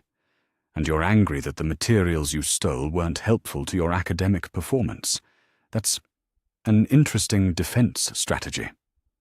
The crowd began laughing, a sound that started as nervous chuckles and built to genuine amusement. Chen Wei had just confessed to theft while complaining that his criminal activity hadn't been sufficiently profitable. The absurdity of his position was becoming obvious to everyone watching. Li Xuan tried to salvage the situation. "You're twisting his words. He was just trying to understand why you'd been acting so strange lately. We've been worried about your mental health." "My mental health," I repeated thoughtfully. "Let me understand this correctly. You're concerned about the mental health of someone who documented criminal activity and reported it to appropriate authorities, rather than the mental health of someone who committed theft, harassment, and academic fraud?" The logic was unassailable. Li Xuan's attempt to shift focus to my psychological state had backfired, highlighting the contrast between my rational response to criminal behavior and their irrational defense of it. "She's manipulating all of you!" Chen Wei shouted at the crowd, his desperation now completely visible. "Can't you see how calculating she is? How cold and manipulative she's become? This isn't the person we used to know." And there it was, the truth beneath all their manipulation attempts. Chen Wei wasn't upset about injustice or false accusations. He was upset that I'd stopped being the person he could exploit, that I'd developed the clarity and strength to defend myself against his parasitic behavior. "You're absolutely right," I said. my voice carrying a note of satisfaction that silenced the entire courtyard. I'm not the person you used to know. The person you used to know would have taken the blame for your crimes, would have sacrificed her own academic future to protect you from consequences you earned through your own choices. The crowd fell silent, sensing that something significant was being revealed. The person you used to know died of cardiac arrest, brought on by the stress of carrying someone else's academic career on her back, I continued, my voice growing stronger with each word. She died believing that destroying herself to enable someone else's laziness was noble and generous. She died thinking that being useful to people who saw her as nothing more than a resource was the same thing as being loved. Chen Wei's face went white. The crowd was completely silent now, riveted by the raw honesty of my confession. But she learned something important in her final moments, I said, taking a step closer to Chen Wei. She learned that there's a difference between helping someone and being consumed by them. She learned that enabling someone's destruction of you isn't kindness, it's suicide with extra steps. Li Xuan tried to interrupt, but I held up my hand and continued. So yes, Chen Wei, I have changed. I'm no longer willing to set myself on fire to keep you warm. I'm no longer interested in sacrificing my health, my future, my peace of mind to maintain your academic career. I'm no longer naive enough to mistake your exploitation for friendship or your manipulation for affection. The words rang across the courtyard like a bell. Every student in the crowd could relate to the experience of being used by someone who claimed to care about them, of giving more than they received in relationships that drained rather than nourished. You're sick, Chen Wei whispered, his voice shaking with rage and fear. You're twisted and vindictive and cruel. Maybe, I agreed pleasantly. But I'm also alive, successful, and free from people who see me as nothing more than a convenient resource to be exploited until fully depleted. The silence stretched between us like a chasm. Chen Wei had nothing left to say, no manipulation tactic that could bridge the gap between his victim narrative and the overwhelming evidence of his crimes. The disciplinary hearing is Monday morning, I said finally. I suggest you spend the weekend preparing your defense instead of staging public performances that only make you look more guilty. I picked up my bag and began walking away, but Li Xuan's voice stopped me. How can you just walk away from people who cared about you? They called out, their voice breaking with what sounded like genuine emotion. I turned back to face them one last time. Because I finally learned the difference between people who care about me and people who care about what I can do for them. And once you learn that difference, walking away becomes the easiest thing in the world. The crowd parted as I left the courtyard, their whispered conversations following me like background music. Chen Wei and Li Xuan's desperate gambit had backfired completely, exposing them as manipulative criminals while showcasing my transformation from victim to survivor. Behind me, I could hear Chen Wei's voice rising in frustrated rage as he realized his final performance had failed. No one was rallying to his defense. No one was questioning my character or demanding that I show mercy to someone who'd shown me none. For the first time in years, I was walking away from a confrontation as the clear victor, supported by truth rather than drowning in lies. The sensation was intoxicating, liberating, transformative. My phone buzzed with messages from classmates expressing support, admiration for my strength, and disgust at Chen Wei's behavior. The social dynamic had completely reversed. Instead of being isolated for refusing to enable toxic behavior, I was being celebrated for standing up to it. Everyone has to pay for their actions, and Chen Wei's payment was coming due with interest. His public breakdown had revealed his true character to everyone who'd previously been fooled by his victim performance. There would be no redemption arc, no last-minute sympathy, no scapegoat to absorb his consequences. My wonderful life was just beginning, and it definitely wouldn't include being anyone's emotional punching bag ever again. The Academic Integrity Board meeting was held in the university's formal conference room, its mahogany table and leather chairs lending gravity to proceedings that would determine Chen Wei's academic future. I sat across from him with my evidence folder, watching him fidget with papers that contained increasingly desperate legal arguments prepared by his family's lawyer. Professor Zhang opened the session with clinical precision, reading the charges aloud, while Chen Wei stared at the table like a condemned man hearing his sentence. Academic theft, harassment, distribution of fraudulent materials, and attempted sabotage of fellow students' academic preparation. The charges had multiplied during the investigation. What had started as simple laptop theft had expanded into a comprehensive pattern of academic misconduct that painted Chen Wei as someone who'd built his entire academic career on exploitation and fraud. Mr. Chen, Professor Zhang continued, we'll begin with the theft incident. Miss Wang, please present your evidence. I opened my folder with calm precision, spreading photographs across the table like playing cards in a winning hand. The security footage stills showed Chen Wei's face clearly as he entered my dormitory, rifled through my possessions, and departed with stolen property. The timestamps were precise, the image quality crystal clear, the evidence utterly damning. These images were captured by security cameras I installed after receiving threatening messages, I explained to the board. The footage shows Mr. Chen entering my room without permission at 11:17 p.m. on Tuesday evening and leaving with my laptop at 11:34 p.m. Chen Wei's lawyer cleared his throat nervously. The defense argues that my client believed he had implied permission to access these materials based on their previous academic collaboration. The argument was so weak it bordered on comedy. Chen Wei's lawyer was essentially claiming that tutoring someone gave them permanent rights to steal your property whenever they felt entitled to it. Implied permission to break into someone's dormitory room and steal their computer? Board member Doctor, Liu asked, her voice dripping with disbelief.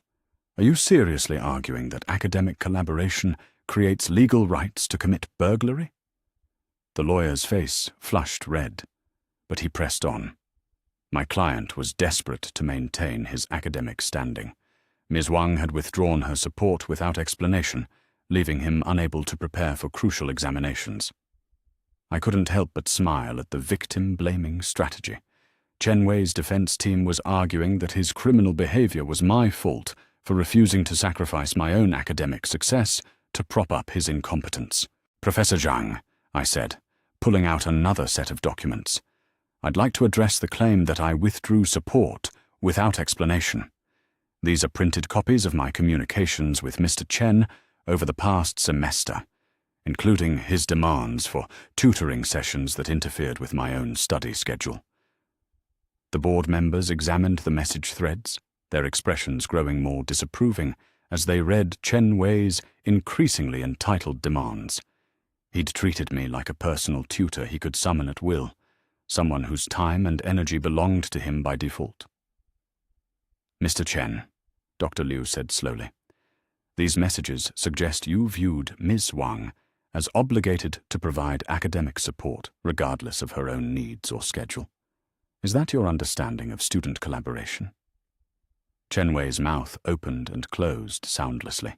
He clearly hadn't expected the board to examine the full context of our relationship, hadn't anticipated that his manipulative messaging patterns would become evidence against him. We were friends, he stammered weakly. Friends help each other. Friends, I repeated, pulling out my final piece of evidence. Let me share some additional context about our friendship, particularly Mr. Chen's distribution of the stolen materials to other students. The revelation hit the room like a bomb. I spread out printed screenshots showing Chen Wei sharing my fake study guides with at least 7 other students, positioning himself as having access to insider strategies that would give them unfair advantages. Mr. Chen didn't just steal my materials for personal use, I explained to the stunned board. He distributed them widely, claiming they represented advanced study methods that would guarantee high exam scores. Several students have come forward to report receiving these materials from him. Chen Wei's face went white as he realized the full scope of his exposure. He'd thought his crime was limited to theft, but the evidence showed a pattern of academic fraud that had affected dozens of students across multiple courses. These students trusted Mr. Chen's claims about the material's effectiveness, I continued. They modified their own study approaches based on his false promises, potentially compromising their exam preparation through no fault of their own. The board members were passing the evidence between themselves, their expressions growing darker with each revelation. Chen Wei hadn't just committed theft. He'd created an academic fraud scheme that had victimized innocent students who'd trusted his lies. "Mr. Chen," Professor Zhang said, her voice cutting through the silence like a blade, "did you distribute materials you knew to be stolen to other students while claiming they represented legitimate study strategies?" Chen Wei's lawyer tried to signal him to remain silent, but panic overrode legal advice. "I thought they were real. She deliberately made them look authentic to trick me." The admission was devastating. Chen Wei had just confirmed that he'd stolen the materials and distributed them while acknowledging their fraudulent nature. His attempt to blame me for tricking him had actually confessed to knowingly spreading academic fraud. "So you admit to theft, Doctor," Liu said slowly, "and to distributing stolen materials you knew contained false information to unsuspecting students. Is that correct?" Chen Wei realized his mistake too late. "No, that's not what I meant." But the damage was done. He'd confessed to every charge while trying to defend himself, creating an unambiguous record of guilt that no legal maneuvering could overcome. I pulled out one final folder. "Board members, I've also compiled evidence of the harassment campaign that followed the theft. Mr. Chen sent numerous anonymous threatening messages referencing the stolen materials and attempting to intimidate me into silence." The printed messages painted a picture of escalating desperation and malice. Chen Wei's threats had grown more explicit as his stolen materials failed to provide the academic advantages he'd expected, revealing a pattern of criminal behavior that extended far beyond simple theft. "These messages reference specific contents of the stolen materials," I explained, proving they could only have been sent by someone with access to my laptop. The timing corresponds exactly with Mr. Chen's frustrated realization that the materials weren't providing the benefits he'd expected. Chen Wei was slumped in his chair now, his lawyer frantically scribbling notes as he tried to find some angle of defense that hadn't already been demolished by the overwhelming evidence. "Mr. Chen," Professor Zhang said with finality, "the evidence against you is comprehensive and undeniable. You've committed theft, harassment, academic fraud, and deliberate sabotage of other students' educational opportunities. This represents the most serious pattern of academic misconduct this board has encountered in recent memory." The words hung in the air like a death sentence. Chen Wei's academic career was over, his reputation destroyed, his future prospects obliterated by his own criminal choices. "The board will deliberate on appropriate sanctions," Dr. Liu announced. "However, given the severity and scope of these offenses, I can tell you that expulsion is the minimum consequence under consideration." Chen Wei made a sound like a wounded animal. His entire world was collapsing around him, and there was no one left to blame, no scapegoat to absorb the consequences, no manipulation tactic that could explain away his documented crimes. In my previous life, I would have been the one sitting in his chair, facing academic destruction for crimes he'd committed while I'd absorbed the responsibility out of misguided loyalty. This time, justice was finally being served to the person who'd actually earned it. "Ms. Wang," Professor Zhang said, turning to me with an expression of respect I'd never seen before, "I want to commend you for your thorough documentation and prompt reporting of these incidents. Your evidence has been essential for ensuring that justice is served and that other students are protected from similar victimization." The contrast with my previous life was staggering. Instead of being punished for someone else's crimes, I was being praised for standing up to criminal behavior. Instead of sacrificing my future to protect a parasite, I was being celebrated for choosing justice over misguided loyalty. As the meeting concluded, Chen Wei's lawyer was already discussing appeals and damage control, but we all knew the outcome was inevitable. The evidence was too overwhelming, the pattern of misconduct too clear, the admission of guilt too explicit. Chen Wei looked up at me as we filed out of the conference room, his eyes full of the desperate plea for mercy that had once been so effective. But this time, I felt nothing but cold satisfaction as I walked past him without acknowledgement. Everyone has to pay for their actions, and Chen Wei's bill had finally come due with interest. His academic career was over, his reputation destroyed, his future prospects eliminated by his own criminal choices. My wonderful life was just beginning, and it definitely wouldn't include subsidizing anyone else's moral bankruptcy ever again.